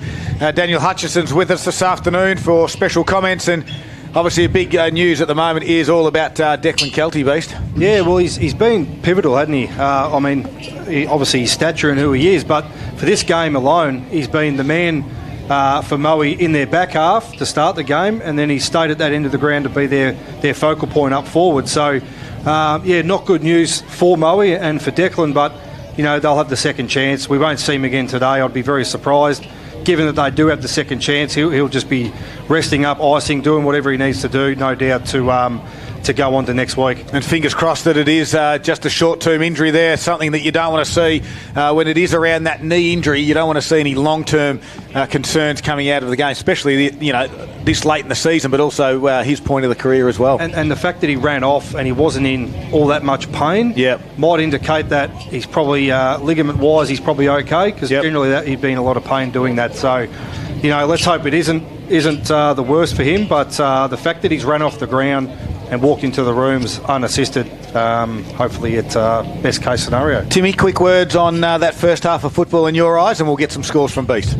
Yeah, I think very different ways in which the sides are going about it, using the breeze, but then also going against it. I think we saw in Paul's stats when in that first quarter, Moe obviously chipped the ball around and played slower play, whereas we noticed Traralgon a lot of the time we're trying to go some long kicks, and when they actually moved the ball around their attacking 50, they were able to get some better inside 50. So I think they need to be a little bit smarter, obviously, when they're going forward with the breeze, but I think they need to take a little bit of a leaf out of Moe's book in that when they're going against the breeze in that fourth quarter to actually move the ball around and attack it from there. Half-time wrap thanks to Gippsland Mowers. Here's Daniel Hutchison with all the key scores from around Gippsland, and I mean entire Gippsland. Yeah, we are. We're stretching quite a distance this week, guys.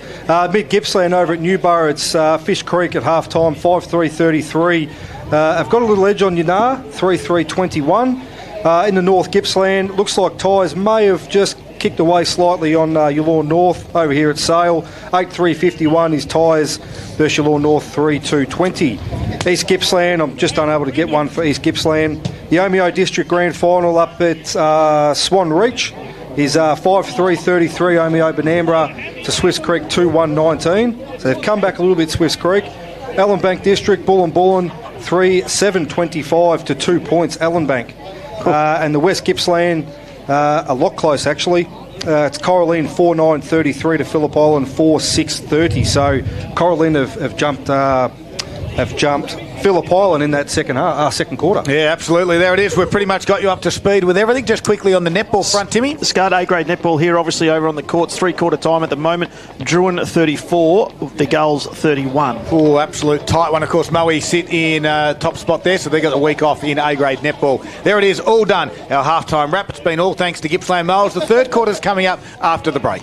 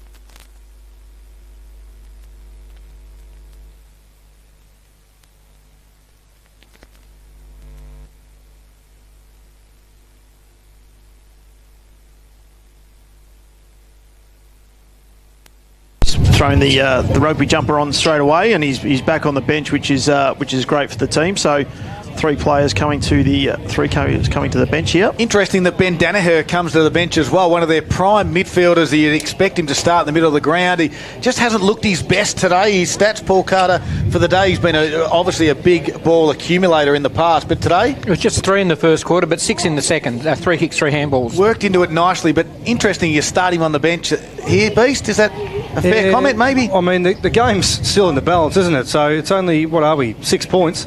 So the game is still in the balance. It could go either way, really. So, yeah, interesting call. He does look a little bit sluggish, so interesting if he might be maybe carrying something. I'll keep an eye on that and see what happens. So Moe look like they're having 5 forwards to start this third quarter, which means they got the loose one back. Let's see what Traralgon do, Beast. This will be perfect for Ty Hurrigan, would it? You just either roll back. Well, it looks like it's going to be potentially Tristan Wack. Yeah. They're going to leave loose Scud. Yep. Well, watch it in the opening couple of minutes. The third quarter for McDonald's is underway, and the ruckman will go at it. Neither of them could tap it down. Cunico grabbed it after it bounced and gave a handball straight to Cunico, who got wrapped up and holding the footy. So the tall Cunico got wrapped up by a Trent Baldy tackle and holding the ball. Jacobson, sorry. Yeah, that's what I meant to say. I'm not sure there's a tall Cunico, is there? No, there's not. No, there was once upon a time. True. The outlet kick went towards Prowse. Down at ground level, couldn't complete the mark. Handball forward from Ferrado. Now goes to the big ruckman in Chris Prowse. Trying to get around a couple. Somehow, no, I was going to say, he got a handball away, but he had an eternity. It was too long. It was holding the footy. And Dil Lopez gets the free kick for the Maroons. Runs on, plays on, and gets it towards half forward. Good body work by Hayward. 2 diving marks. Play on, said the umpire. Fair to say the Moe coaching staff down in front of us, guys, were not happy with Big Prowse's efforts there. And they shouldn't have been. He had early eternity to get rid of the ball. All he had to do was get it on the boot, if anything else. Jacobson and Prowse. Prowse was in front. Give it to him. Coming through, not able to take anything out of it. Umpire will come in and ball it up again. Just outside the 50 for the Maroons. Sorry, Tim. It looks like Tristan Wack has actually rolled right up to the back of this stoppage. So I'm tipping he's being told, get right up high, get off the back of this stoppage, and give us some drive going forward. Fair enough too. Quick kick out of that stoppage, got it into the middle of the ground. Moe will run onto this, and it's Woodall. 1 bounce, he's got some pace. 2 bounces, Tripodi's got pace too. 3 bounces, 4 bounces, Tripodi dives, Woodall kicks, and kicks an absolute beautiful goal. It's one of the best we've seen all year. And the youngster in Max Woodall, take your hat off to that. A running, bouncing goal. There's none better in this game of footy. Well, there's another contender, Darryl, for our Zambero goal of the day. Just put the afterburners on, did the young Woodall fella there. And that's what I love to see. Harry Pepper done at the other end, raised a finger prior to even getting close to the goals. He's turned around, put the finger up. He knew how big that goal was. Superb finish. And takes Moe to a 12-point lead at the 2-minute mark of the third quarter. The McDonald's Gippsland scoreboard has Moe at 4-4-28, Traralgon 2-4-16. I don't reckon there's too many quicker blokes than Woodall and Tripodi chasing as well. Absolutely. Jacobson took it out of the ruck. Got a handball looking for D'Angelo. He was first to it. He's wrapped up straight away there by Wood. And we'll have a ball up still in the centre square. Scud, we've had 4 goals kicked to the netball end and 2 with the breeze. So work that out however you can. D'Angelo, he got the throw over the back of his head. But anyway, umpire's call play on to Cunico. Whack. Playing the loose man, goes forward, looking for Reuters. Here's another one who's quick. He's able to get out of there. He's wrapped up. Reuters gets the ball back inside 50, looking for McKenna. Came over the back, delivers it in front. Can he bend down? He does. Blackshaw tried to tackle him up, couldn't get to him. Was Lopez off the left boot. He kicks it across the face of goal. Halliburton's there, tries to keep it in play. And can't, and it goes over for a boundary throw in. Good result. I think he might have tried to tap it back into play there, Halliburton. So it's actually a good result for Traralgon anyway to get a throw in right in the pocket. McMahon to do the ruck duties with Chris Prowse. Ball comes back in. McMahon in the front spot. Tapped it straight down. Maslin overran it. Little squeezing handball from Ambler. Little quick kick from, was it Reuters in the end? I think it was. He's missed everything under duress though and put it out of bounds on the full. I feel like the message for Traralgon's, particularly half-time with the coach, would have been to let's just really take this game on. We're not going to stand back and let Moe run away. So let's just try and be really offensive and push hard forward. We see Tristan Wack. That looks like what his role may be in this second half of footy. But he's got to be mindful being that spare too, not to get too sucked up up too high up the green and let Moe out the back. The Lions have bring the ball back in. It got over the back of the pack, and it's McMahon that's going to bring the ball back in at 50. Not McKenna. Not McKenna. Ambler wasn't able to take the mark. He's wrapped up straight away. Ball's bouncing around there. No one's going to be able to get that out. And the umpire will come in. I thought it was a little bit gutsy to have McMahon going up against Prowse, but anyway, McKenna did a good job. Change your name. Jacobson and Prowse. Prowse got the tap down. Who's looking to get it out of there. Wack was able to pull it out, throws it on the boot, looks towards the goal square. Getting back there, McKenna is there. He's trying to throw it around. Nothing comes of it. The Lions wrapped it up. Low pres. The umpire's going to come in and we'll have another ball up. They've held up really well. Beast the Moe defence when the Maroons have had it going forward. Oh, they've been superb. They've been superb going to this end of the ground, holding Traralgon up. They've been really good, their defence, the whole game. Prowse got the tap down. Baldy threw it on the boot, looking for Shields and Tripodi. Tripodi was able to get to it. He's looking to get a handball out, and he does to D'Angelo, who goes over the top. Great handball there from Daltrey to Willerton. He went left, then he went right. His handball missed the mark. We're going to have a ball up inside 50 for the Maroons. Nice tough start here for the third quarter. 5 minutes gone. It's the Lions that lead by 2 goals after Max Woodall had a ripper for the Ambrero goal of the day contender. Tripodi goes over the top. He's going to be paid a free kick, and it's going to go to Jordan Shields. So Shields on his defensive 50. 5 minutes into the third quarter for McDonald's. The new quarter pounder range at Macca's. It's the icon you love with a little extra flair. Kicks towards the wing. The Breeze will take it from right to left. And now running onto this one is Riley Body. He's got Willerton. He kicks it over the top. Membry read this well. There's a bounce for Pepper. Membry's in the right spot. Pepper gives him a shove. Oh, the ball does dirty tricks sometimes because it bounced backwards in the hands of Pepper. And Membry said that footy can go get stuffed. Pepper with a great goal, though. Yeah, great work there by Harry Pepper. Again, though, you look where the ball come from. Involved again, Riley Baldy. I don't know where they'd be this Moe side without the Baldy brothers, because they are doing an absolute power of work.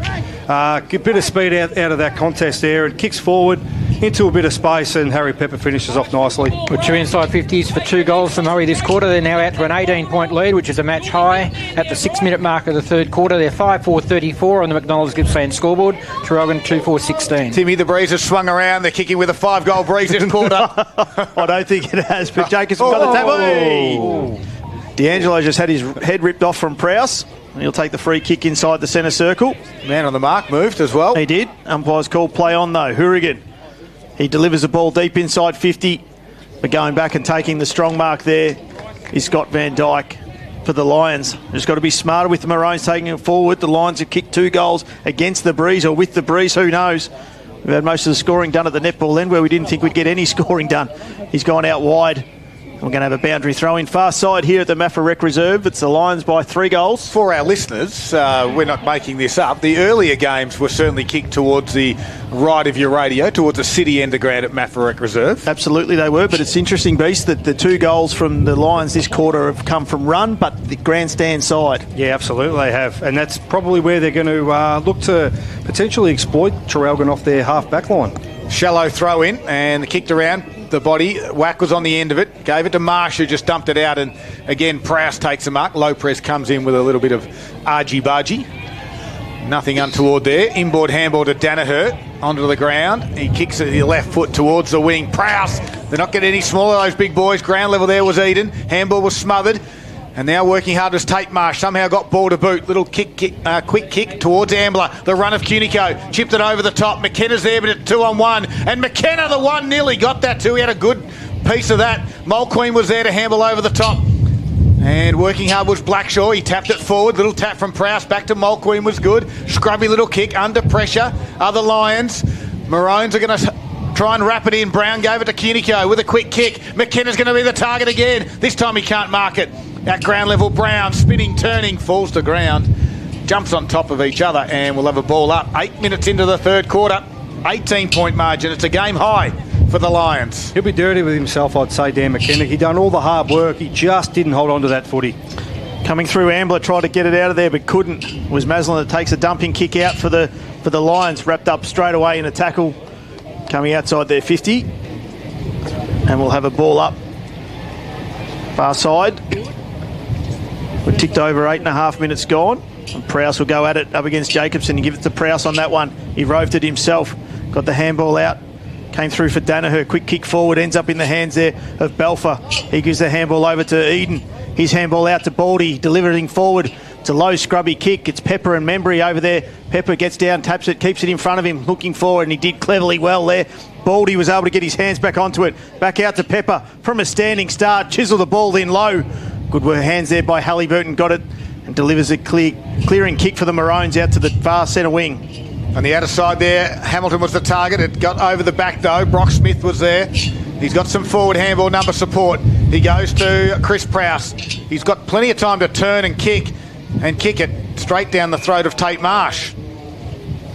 So Marsh for the Maroons. They need to find something. What's going to be their spark? Marsh will kick it long and high over the top of McKenna's head. Keeping his feet was Mulqueen. Hamilton will close, but Mulqueen will see it over for a boundary throw-in. And at the moment, it just looks all too difficult for the Maroons. It does, Daryl. But one thing I have noticed is they haven't really gone in their shell. They're continuing to run and try and break those lines. And I have noticed they're really trying to exploit that rule, that stand rule. So every time they get one on that stand rule, they're looking to flick off the handball to move the ball quick. That's one thing that you won't die wondering about the Maroons. They'll continue to do that run and overlap handball or the run and draw as much as possible. They need to look at something different going inside 50 though. They just keep dumping it in there and there's nothing there for them at the moment. Gibson was Prowse that got the tap down. Coming through Danaher, quick handball out. The Lions will clear out of the 50 there through Blackshaw.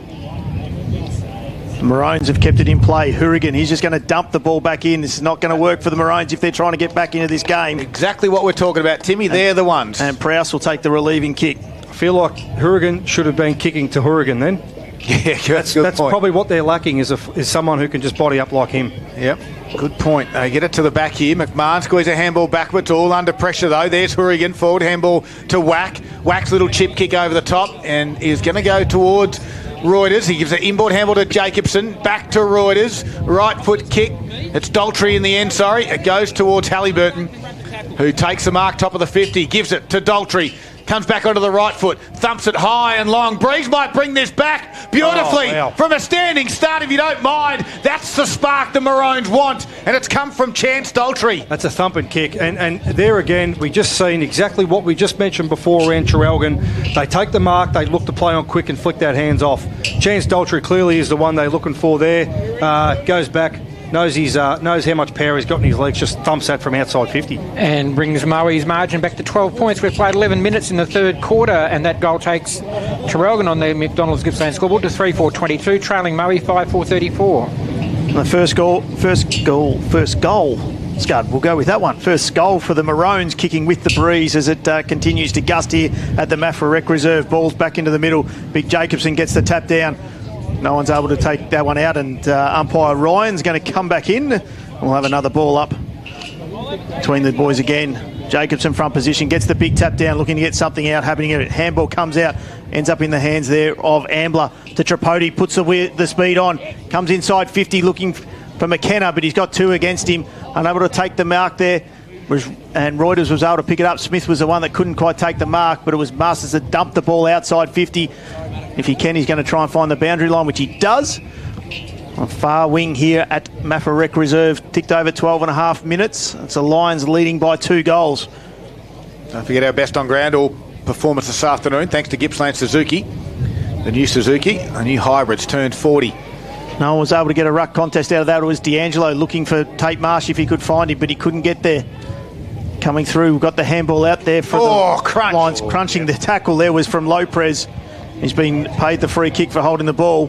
The Maroons want to go, and Trent Baldy is doing ever so professional thing and just sitting on top of it. Lopez is going to go quickly. He's going to dump the ball in long. McKenna's in the front position, and coming through there was Hamilton. He taps the ball forward, looking to go for it again. Nothing's able to come of it.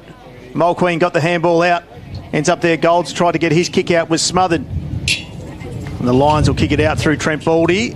And perfectly timed to touch. And that's gone over for a boundary throw-in. It's an interesting tactic with what we're seeing with Traralgon going inside 50. We had Lopez kick inside 50. Again, just bombed it in. They really only have one big, and that's McKenna, and he wasn't in that contest. So I think maybe lowering the eyes, trying to chip up, and try to deliver inside 50 a different way. So whack from the stoppage, kicks it inside forward 50, but straight down towards Brock Smith. The loose number back there is good for the Lions. Gives it to Van Dyke, kick around the body, and he tried to get it to Ferrado. He left it behind. D'Angelo gave it to Wax. Wax little kick got towards Neocleus, and he's the key player for me. Neocleus, outside 50, delivers to the fat side, but just the breeze got under that one. And Mole Queen read it better. Mole Queen's now playing the Declan Kelty role down there. He's been good, gives a handball back to Smith. They quickly move it to the outer side again.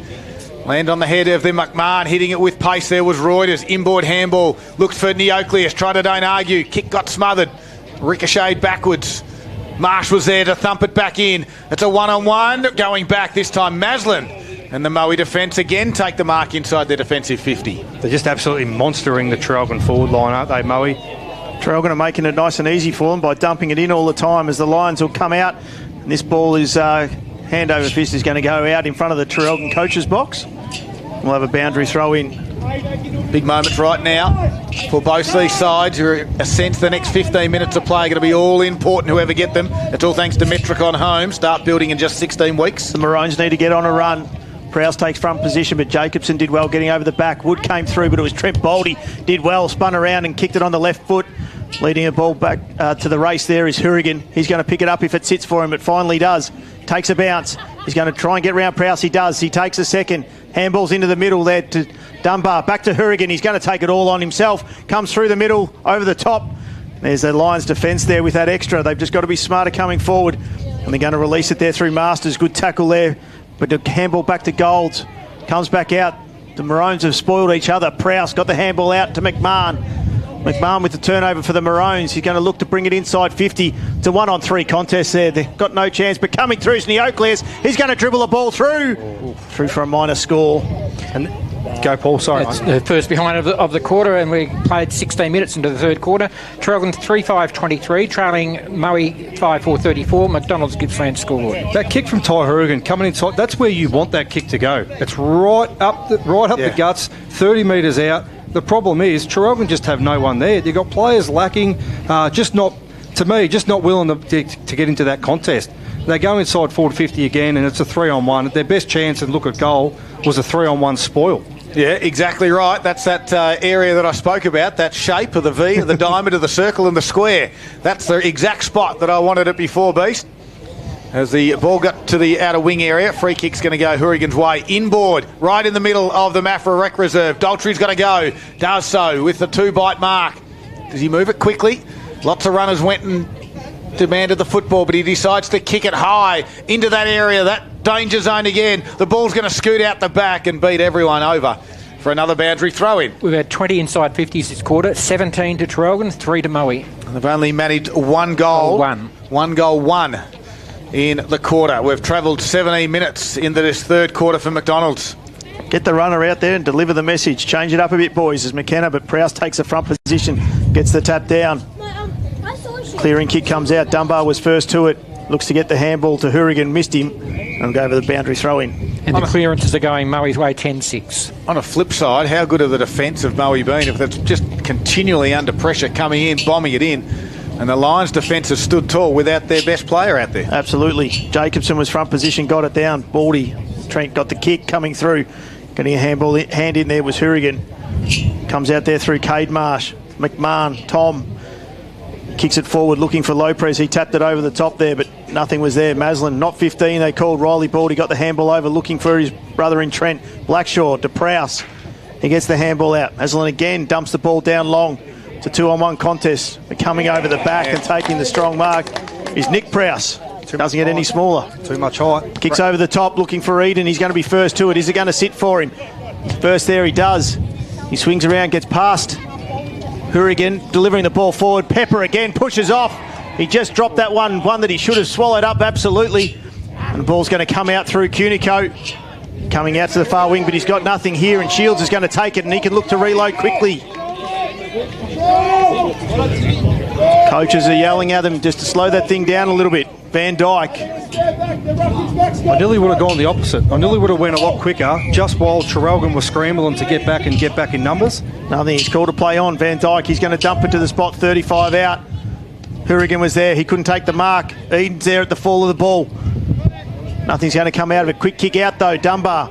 He gets the handball to Neocleus. The handball over the top to McMahon. He's going to get crunched. And he went... Ooh, he was lucky, Prowse. His left hand went a little bit high. He braced himself, McMahon. Absolutely. He knew that was coming. Margin sits at 11 points in favour of Moe. Big contest right now. Jackson McMahon grabbed it for the Maroons, dumped it to centre half forward. McKenna's there. Good spoil by Mulqueen. It gets towards Lopez, tries to get a handball to Neocleus, can't quite do so. Now they got some run. Reuters trying to get it to Willardon. Reuters has to go again. Halliburton and Shields. Umpire's blown a whistle. Free kick to Willardon, didn't have it. Yep. And he was going to look to pay advantage if there was something there for Traralgon. So back to centre half forward area. Wants to play on quickly to Daltrey. He's already kicked one the quarter and now unloads from 50 again. Oh. The breeze was bringing it back, but not enough. It hit the upright. Bringing Traralgon to 3-6-24 on the McDonald's Gippsland scoreboard. 10 points in arrears of Moe, 5-4-34, coming up to 20 minutes of the third quarter. Daltrey's certainly been the spark in this third quarter for the Maroons. 1 goal, 6 the Maroons have kicked Scud into with the breeze. There's your big moment. A lot of those have been, that was a good shot on goal, but a lot of them have been from the tough angles. Absolutely. As the Lions will bring the ball back in, we're going to keep it in play. They're coming over the back with Hourigan trying to take big mark, and he'll see the ball over for a boundary throw in. Really going to suggest that maybe we'll see, which we won't because the two Baldy boys for Moe have been absolute beasts this game so far, but could we see the back six getting the best? Yeah, just about. They have been fantastic. Actually, both sides have been very good. Goes to ground level there. Daltrey again gave a handball to McMahon. Kicks around the body. Up they go. Blackshaw with a quick handball backwards to Smith, who just dumped it out. Reading that one better. On the outer side there is Marsh. Tom McMahon. McMahon it is, thank you. Timmy, as McMahon goes in forward again. Hamilton's got underneath it a number of times. Mulqueen was there to handle over the top. Prowse with a nice little tap down to Haywood. Kick around the body, went straight into the umpire. And now Baldy says, now I've got to work hard because there's 3 Maroons around it. Big Maxi Jacobson with a don't argue, gives it to D'Angelo. Hesitation, and now the smother. He got it back, and now he got one over the shoulder. So Traralgon will get a shot on goal directly in front. Hesitation. Went for the handball, went for the kick, decided to hold it back and then kicked it into the man of mark, got it back again. Good individual play by Louis D'Angelo. The Heaton finals too, though, you know, he just that slight hesitation to not kick the footy when he had that opportunity, and it gets smothered. So, you know, it could have easily gone back down and rebounded, but we see Louis get a nice free kick and line up for goal. 10 points down, directly in front, 25 out, keeps it low, puts it through. Louis D'Angelo steps up when his club needs to. 21-minute mark, third quarter. I feel like that's the best way Traralgon are probably going to get some some goals on that scoreboard, is the way they just sort of had that bit of play there. They just sort of kicked in, a bit of run and carry. The bomb kicking is just not going right for them at the moment. Margin back to 4 points in Moe's favour. 22 played and of the third quarter. McDonald's Gippsland scored. Moe 5-4-34, leading Traralgon 4-6-30. Ball back in the middle, important one there for the Maroons. As we said, they need to be in front because we know the Lions are going to come home with the breeze. Jacobson into the middle, neither are able to get it, but he's done well. He's roved it again, gets the handball down to D'Angelo. He goes out wide and finds Tate Marsh on the left, looking for Lopez. Good, strong, contested mark out in front. Does Lopez. He swings round. What do they got forward? Kicks the ball into the pocket, looking for McKenna. He's got 2 in front of him again. Nothing's able to come out of it. And the ball's going to be wrapped up. And I think that's again with the Maroons. Like, they've got the loose back the Lions. They can't just keep looking to go for McKenna. He's going 1-on-2 every single time. Goes over the top. Prowse did well, got it down. Danaher got the handball out.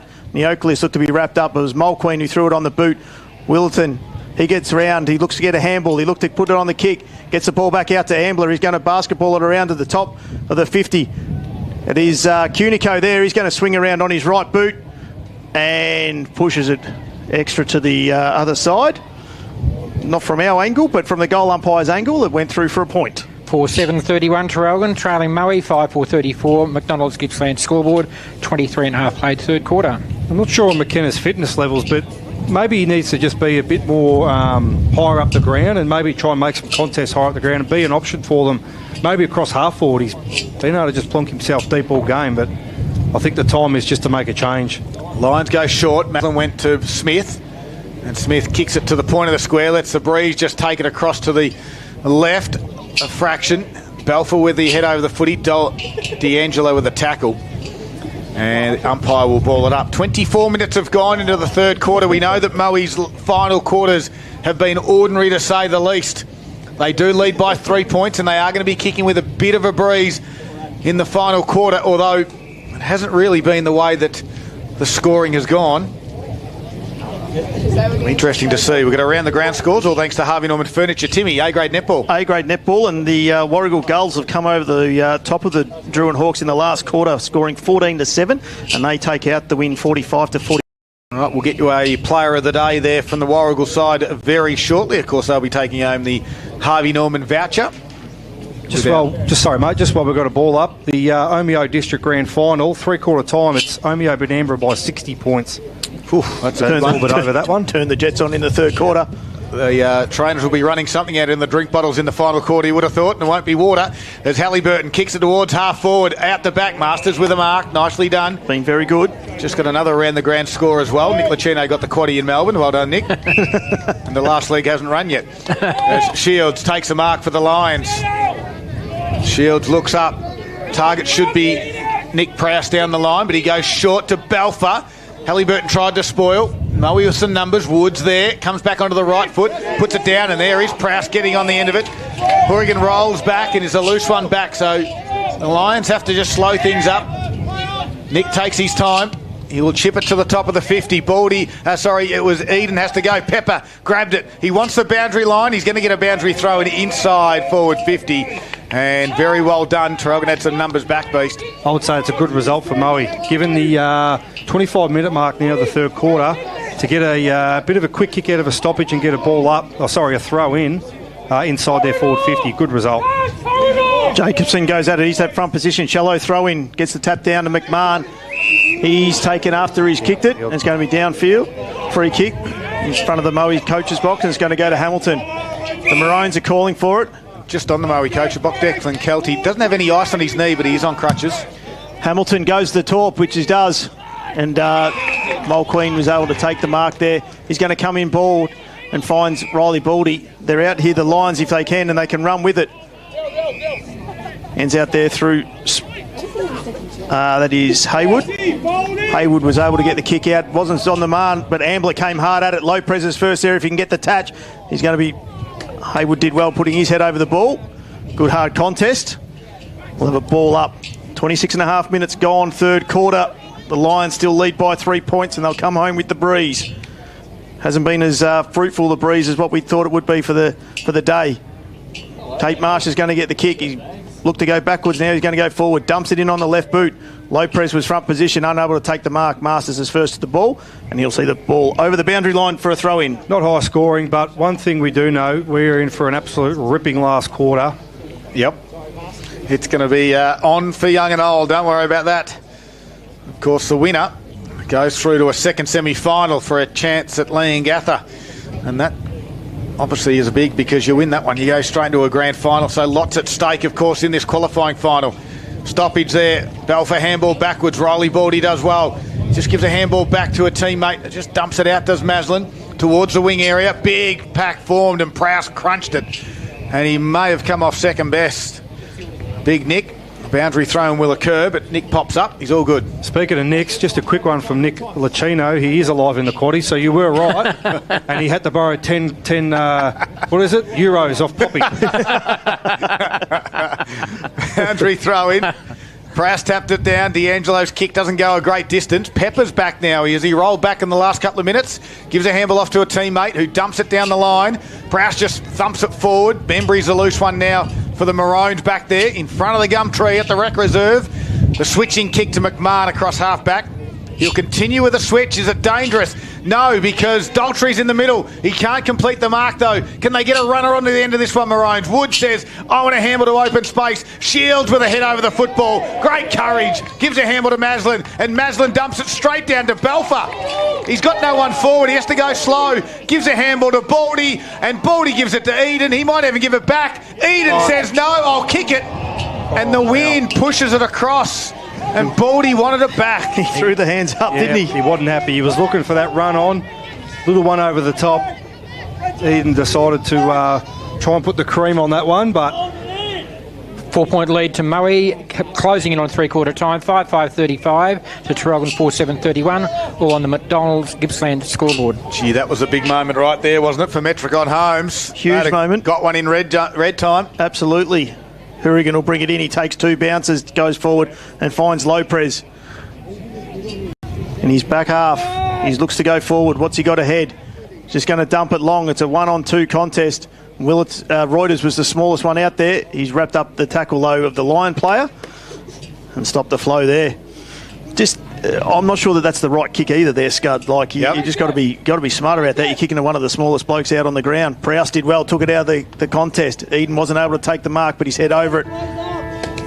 Maybe at the time of the quarter, Timmy, maybe it wasn't a bad option instead of taking that risk. But it did go 29 and a half minutes, that third quarter.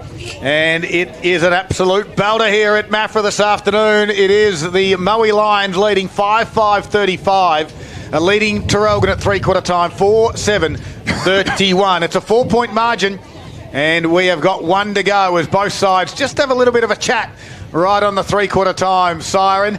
As the senior leaders of both clubs just sort of get them separated, get their composure back on, because we have 1 quarter to go here, and it's going to be an absolute beauty. You are listening to Gippsland Live on TRFM on Saturday afternoon. It's all thanks to Harvey Norman, Electrical Gippsland.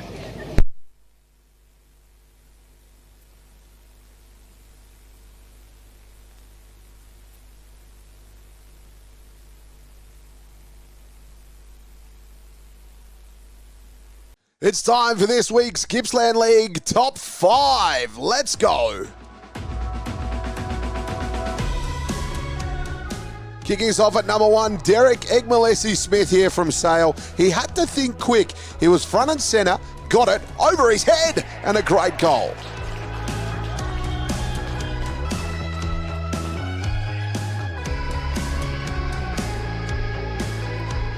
Number 2, this one's an absolute peach. Kay Reuters here from Traralgon. This is tough. He's right on the boundary line. How does he do that? That is one of the best you'll see. Goal of the day, winner. You are not a contender, it's the winner. You are kidding me, Timmy. That is one of the best we have seen all year. From Number 3, it's Blair Roscoe here from Traralgon. Beautiful little pick up this, but even better evading his opponent. Then he just goes bang, lines it up, puts it home. The youngsters put it through. How good is this great game of AFL? This is unreal. And he's on the wrong side there too for a left footer. That could have gone anywhere. Number 4 here, Jared Stewart here on the throw-in from Leongatha. He just takes off. He says, catch me if you can, I'm putting it through.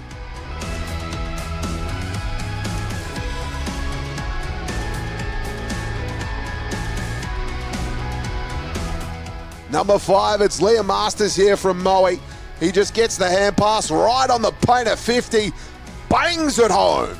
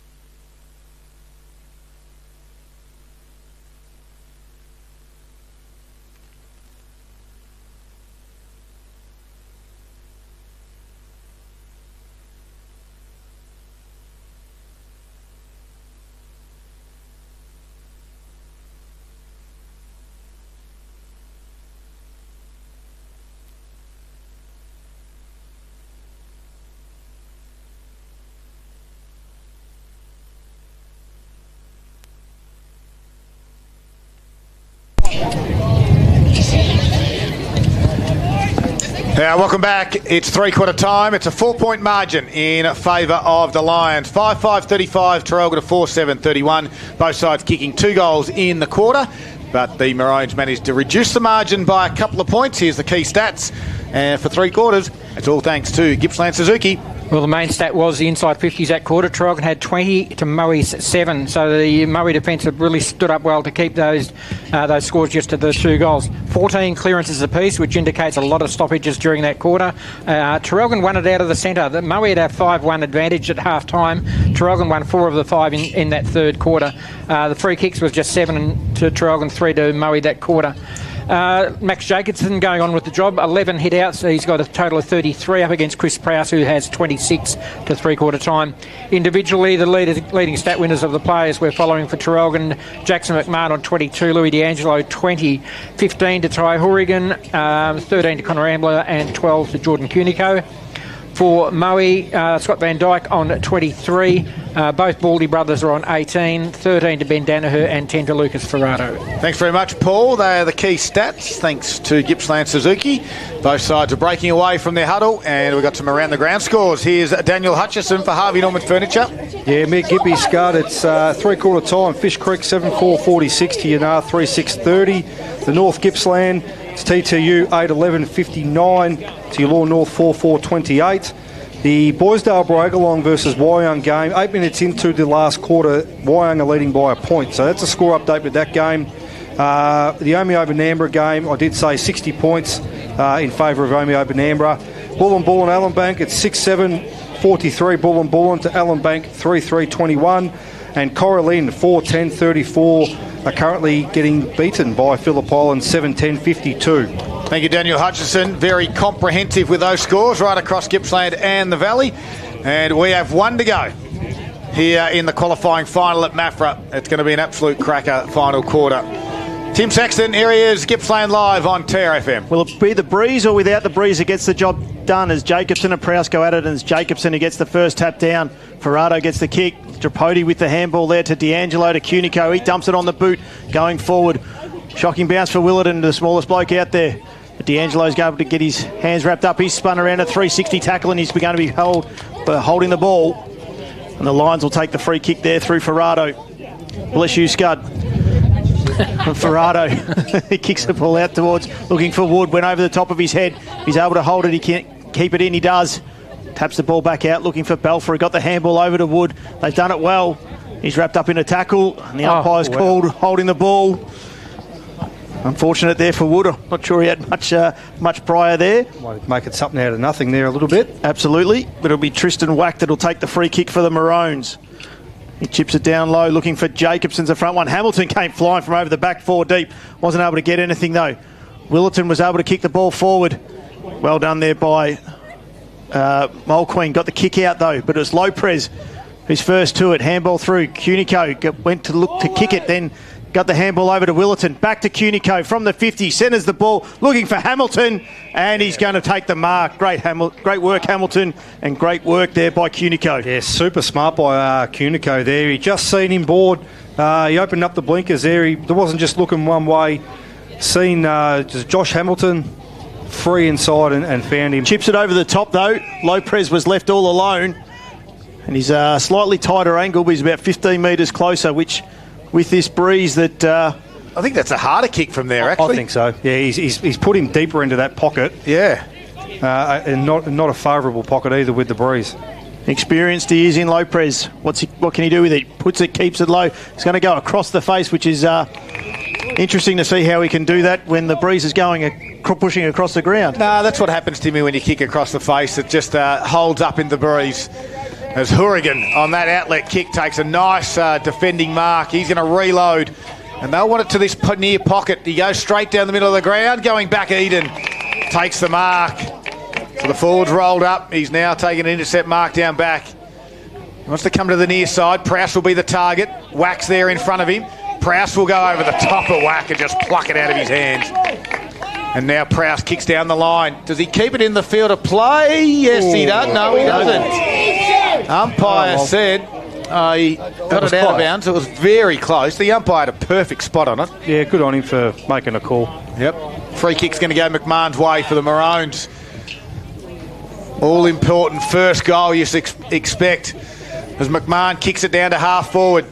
McKenna just sort of peeled off the back of that when they really needed to make a contest. They got numbers at ground level. Wack gives it to Hamilton. Hamilton got swung around from Eden and now gives it back to Wack. Wack's in trouble. And he got saved by the whistle, a quick whistle it was. And now he's going to get a free kick. They don't like that after they backpedal. And they gives it across to, it is in the middle of the ground, Daltrey. Founds D'Angelo, centre half forward for the Maroons. McKenna's going to come off too after that. He might have an issue. He's no good.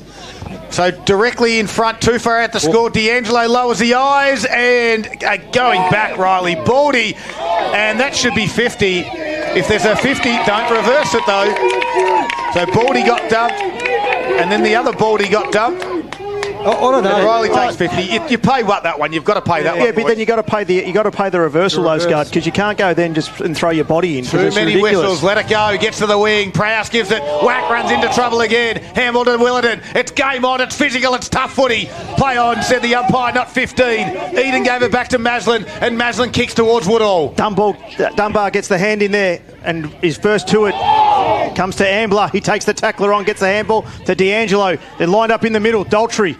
He looks to come back out to this side, though, to Ambler.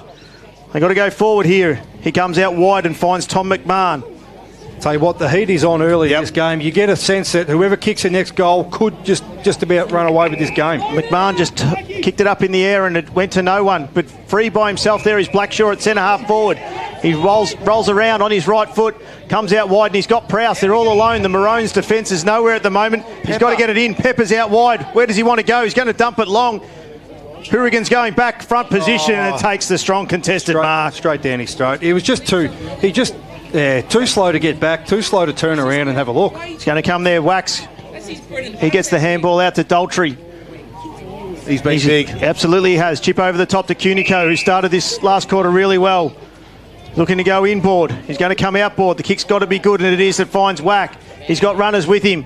Looking for Daltrey. He's trying to get a good look on that one, and he does. He dumps the ball down the line. Willerton's in front, gets through his hands. Hamilton's first there, takes the tackler on. Handball misses Cunico. He's first back to it, though. He takes the two tacklers on. He's going to be pinged for holding the ball. Wow. As the Moe bench have finally got the call that they've wanted. They've been screaming it for the last 5 minutes. Traralgon have got all the play at the moment too, but just not capitalising. Good strong tackle there was from Baldy. So 5.5 minutes, no score in the quarter yet. Baldy goes backwards to Maslin. Centre half back, he's got another lateral kick to Mulqueen. And now Mulqueen can run, have a bounce and chip it over the top to Van Dyke. They got another one over the top in Belfer. If he goes quickly, he doesn't. He's still got him on if he wants him out wide. And Van Dyke now decides to kick it high and long. Blackshaw, who's gone forward in the last quarter, was the target. It missed him, bounced to win over for a boundary throw-in. Slight change of pace, Beast, when they had Kelty up forward. Moe were going really quick in the second quarter. They're not so much in this last quarter. No, they've been a little bit more conservative, aren't they? But Traralgon have had most of the possession for this quarter. Tap down there from Jacobson to Daltrey, who quickly gave it to Dunbar, and then a quick dumping kick out of there for Traralgon. Found the boundary line again for another boundary throw-in. You just sense like Traralgon want to go quick, I reckon. Traralgon want to move the footy quick. It's their A game, it's their trump card. They want to move it quick. I'm not sure that Moe should be moving it slow, but I think they've got to score. You must be attacking to score. And Traralgon are actually going with the scoring end too. So Jacobson did it well, got it out of there. Ambler, he's kicked down the line. 1-on-1 contest there with Lopez. He stuck the hand out, couldn't get there, but Mulqueen did well. Got the handball out to Haywood. And his kick's going to find touch. And about 60 metres around from their goal. Just ticked over 7 minutes here in the last quarter. The Lions still leading by 4 points. Kicking with the breeze that is still gusting here at Maffra Rec Reserve.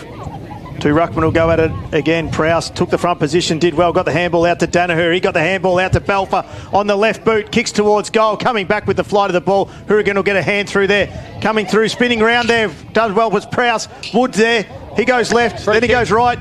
Now there's a free kick. It's a free kick. It might be 50 metres away, actually. There's a free kick on the outer side where the boundary throw-in occurred. Or is it downfield?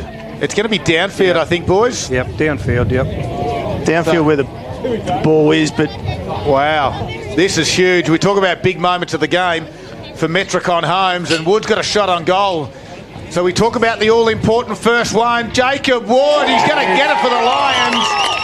And there it is, your big moment for Metricon Holmes. Australia's #1 builder, 8 years strong. Wood gets the opening goal of the last quarter. Not sure where that free kick come from, but they did have the numbers, Moe, when they went forward.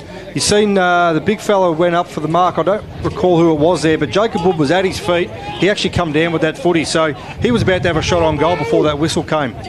And that's a 10-point lead to Murray now. 8 minutes into the fourth quarter, where the first score of the quarter has happened. Harvey Norman Computers scoreboard, Murray 6-5-41, Traralgon 4-7-31. I think lube your mouth up, boys, because I think this is going to be going absolute 100 mile an hour. All right, I'll have a drink. You take away, Timmy. Prowse got the tap down to Danaher. He's wrapped up by Willerton. Spun around, couldn't get his handball out, but eventually it came to D'Angelo.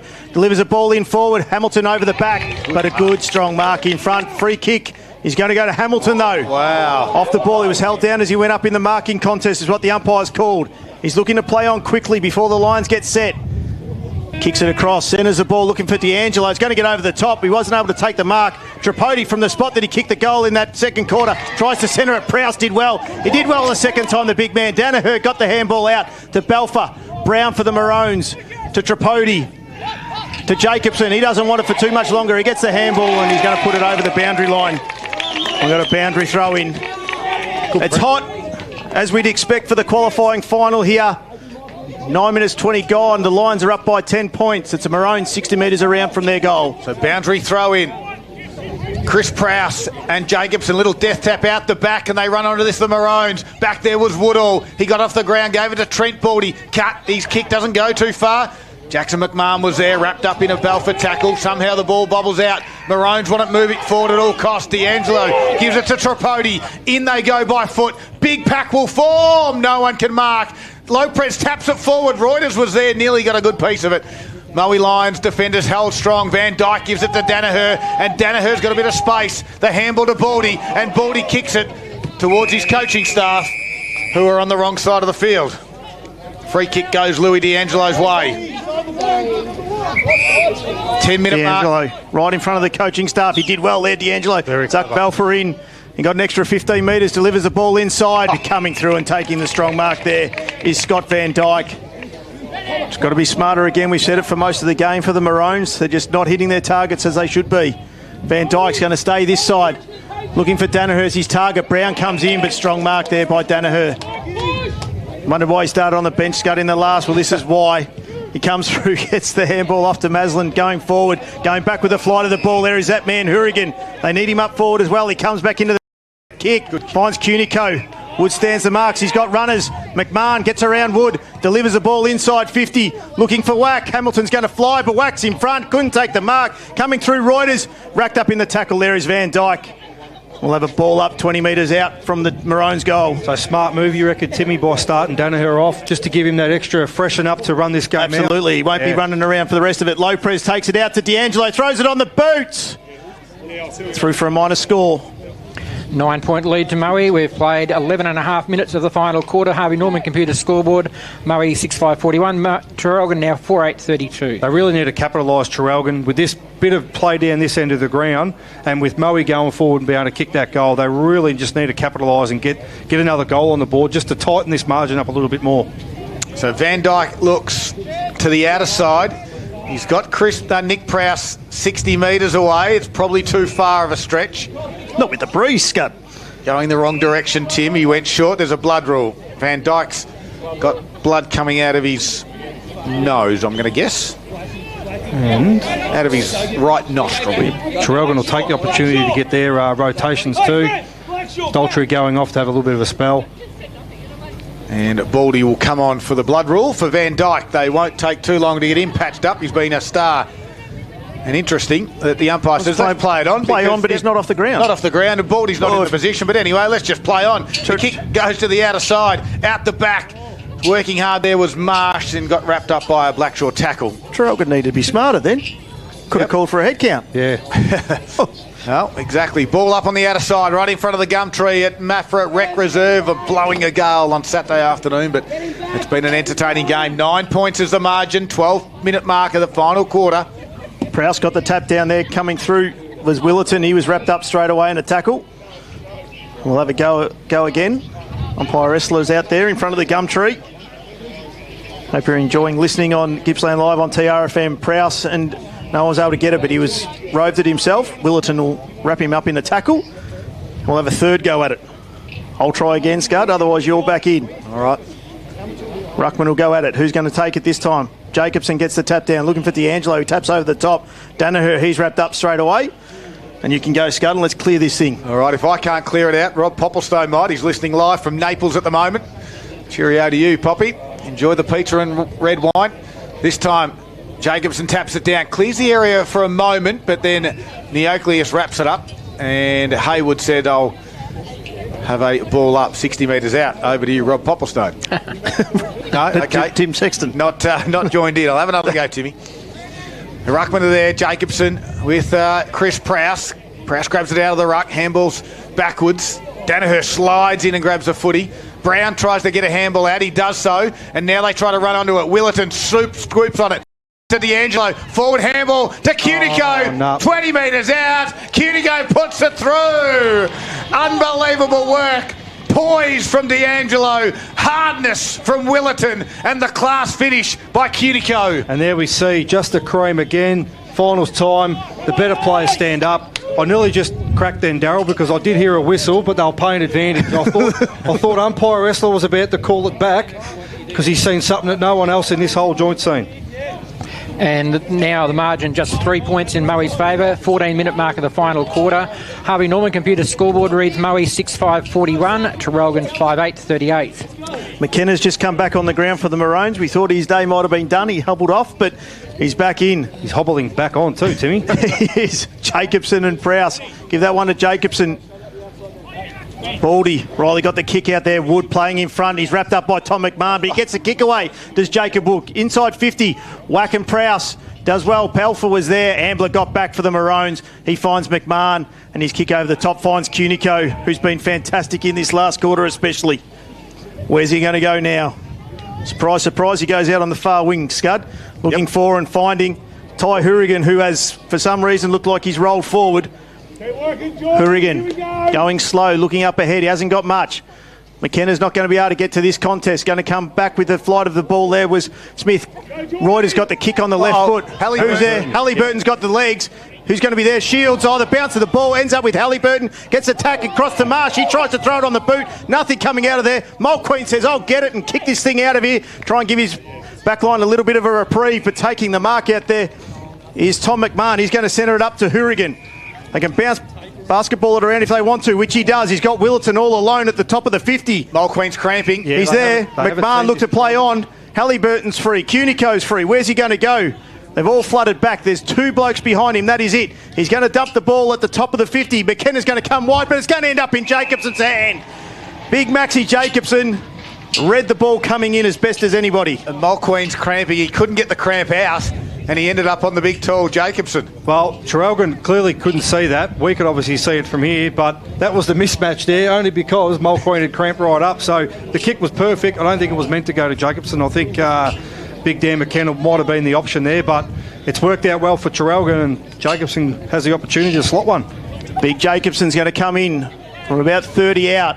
Where's this going to go? The ruckman comes in on the boot, sends it forward, and he's hit the post. He's hit the left-hand post. 5-9-39 Traralgon, trailing Mowie by 2 points on the Harvey Norman computer scoreboard. There's 6-5-41. Best brands, best range, best prices guaranteed. We've got an absolute cracking game on our hands too. And that is at your local Harvey Norman store. Smith goes short to Maslin. And Maslin looks up. He's got Collings on the outer side, finds him by foot. Difficult conditions because that post was wobbling before he kicked it. Yeah, very true. He's done well to hit it. Collins chips over the top to Baldy. And Riley Baldy on the outer side. Just taking their time now, the Lions. They go slow. He now gets called to play on. Extra distance with the runaround to the wing area. Prowse is up again. Big, strong mark by Nick. And now he's going to roll and go. It's one-on-one. Here's Membry and Pepper again.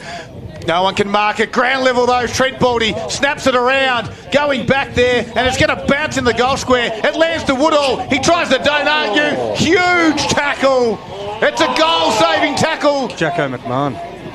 I thought they called the advantage.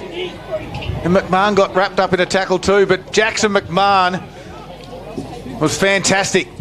His outlet kick, does it find a target? Not on this occasion. Coming to swoop on it was Cunico. Kick around the body on the left foot. The wind will take this one back. Masters stood tall. In the back, Masters, free kick. Jacobson doesn't like it. You reckon he took a dive, but he's got the free kick, does Liam Masters.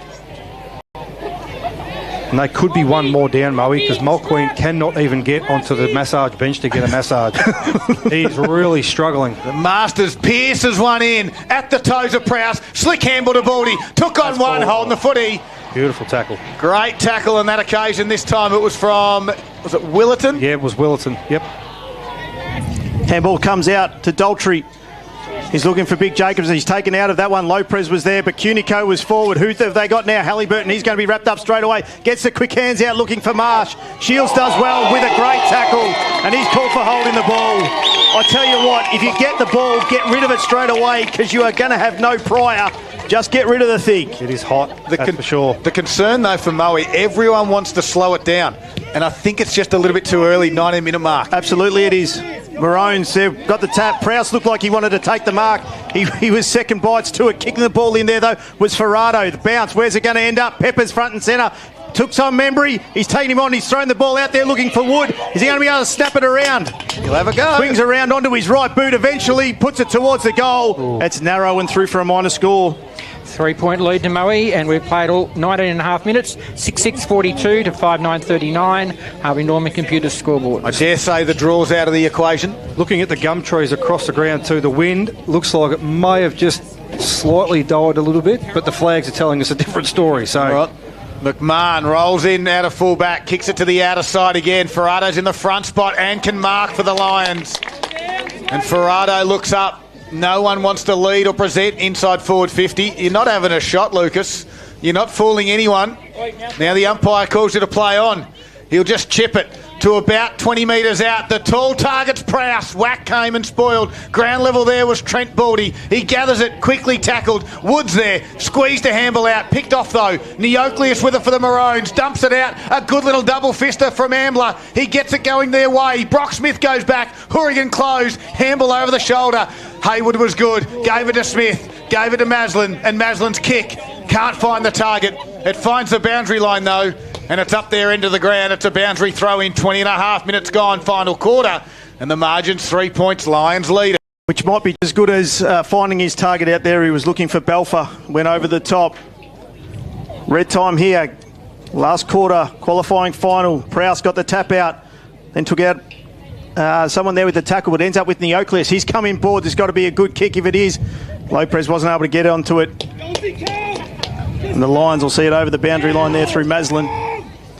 The Moe coaching staff are going nuts. Only had the 2 goals kicked this quarter. A couple of stoppages. What did the first quarter go, Paul? The shortest one's 25 and a half. All right. Righto. Baldy trying to keep Jacobson out of the ruck contest. Oh, and he's going to be paid the free kick. I cannot believe it. Anyway, doesn't surprise. But anyway, I'm not sure how that one happens. But Jacobson stands on the mark. Trent Baldy delivers the ball inside. And it's going to land in the hands of Pepper. He's too far out to score. No, he's not. He's going to play on. Delivers the ball inside 50 and through for a minor score. 4 points the margin now on the Harvey Norman Computer scoreboard. Moe leading 6-7-43. Traralgon 5-9-39. Just ticking over to 22 minutes gone. Final quarter. Whack brings it in. Halliburton with a strong mark in front of Shields. They want to roll and play on quickly. Halliburton's kick to a 1-on-1. Collings and Hamilton. No one can mark it. Can they run onto this on Maroons? Good work by Reuters. Instantly had it. No prior opportunity. Everything's a ball at the moment, Scud. Yes, absolutely it is. Ball up, true centre wing. Pivotal moment of the game. Big moments all thanks to Metricon. A tap down from Jacobson. Shuffled out the back from Danaher. Head over the footy was Haywood. Wrapped up by 2 Maroons. We've got another stoppage. That's the last we'll see of Dan McKenna too, boys. He just has gone to the bench and he's sat himself down. He won't see him again. Jacobson with the big fist out. Hands in the hand of Daltrey. He gives the handball over to Cunico. Who have they got forward? Because the Lions have got one back. They're looking for Lopez. He goes down low. Couldn't quite take the mark. Van Dijk takes on the tackler there and Cunico gets around him. Quick handball out. Ends up with Danaher. Getting it back there through The handball there is Hayward. Here, Shields is met heavily by Dunbar straight away. Reuters, it's tight, it's tough. Who's going to get the free kick? Dean Ryan's free kick has been paid and it's going to go to Reuters. Jesus, tough, I tell you. Daltrey's going to dump the ball in as they've done all day, the Maroons. Hourigan from 5 back. 1-2, couldn't quite get it. Prowse tapped it down. Ferrado gets a clearing kick. Who's there for the Maroons? It's Tom McMahon. He drops the ball. Trent Baldy's going to pick it up. He gets the handball out to Whack. Pepper tried to put the pressure on Ambler. He gets the clearing kick out and we'll find D'Angelo. They're going to move it quickly. D'Angelo does just that. He wants Hourigan. He goes towards Willerton. 55 out. Willerton wants 50. Comes back onto the left. Chips 2. Halliburton takes the mark and caught one high. And Halliburton, tough distance for Sam Halliburton. He's side trial by 4 points. Passing is not an option with this late stage of the game. Siren potentially could go here. 23 and 3/4 minutes, final quarter. Sam Halliburton to get your side in front from 45. Tough kick. Wind's got underneath it, not going to make the distance. Hourigan! No, it's Van Dyke. The Lions stand tall on the last line. And they're going to go to the outer side, you suspect. A high wobbly kick. The target will be Pepper. And he can't mark. Sport from Membry. At ground level, Balfour took on the tackler, throwing the footy, no. Play on to the umpire. One last chance for the Maroons, maybe. Slick handball was from Eden to Balfour, and Balfour barrels it to half forward, but it's all the Maroons, and it's McMahon. McMahon's going to repel the ball and look for Ambler, and he finds him there. They're on the wing. They've got to go, though. Got to move it, Ambler. Can't be slow. Slowing the ball. They're down by 4 points. 24 and a half minutes gone. Final quarter. Qualifying final. Gets over the back to D'Angelo. He's wrapped up straight away and we'll have a ball up. Everyone settles. It's a massive crowd here for the qualifying final too. Prowse in front. Tried to get the handball out. Ends up with it coming out with Danaher. He throws it on the left boot. Was looking for the boundary line. Can he find it? No. Cunico was there. Getting the handball over the top there was Tom McMahon to Daltrey. He gets it out, finds Cunico. Can he deliver the ball inside? Pepper did well, grabbed the legs, but nothing paid from the umpire. Getting the clearing kick there, came through from Danaher. Prowse is there, McMahon. Siren. The Lions have held on. Have held on by kicking 1 goal in the last quarter to win by 4 points. Unbelievable scenes. And the Lion coaching staff in front of us are 1 down, and the one was the big coach in Declan Kelty. He's got rid of the crutch. He seems to be moving quite well now as a final siren sounds. And the Lions of Victoria, 6-7-43, have defeated the Maroons 5-9-39. What a game of football. We knew it was going to be tough. We knew it was going to be close. It's just the way that the season 24 has gone. The Lions are into a second semi-final. The Maroons have got a double chance. We'll take a break on Gippsland Live. We've got all the post-game coming up. Key players from the Lions. Our Zambrero goal of the day. And to wrap things up here from the Maffra Rec Reserve, it is Gippsland Live on TRFM. And we love it each and every Saturday afternoon. It's all thanks to Harvey Norman, Electrical Gippsland.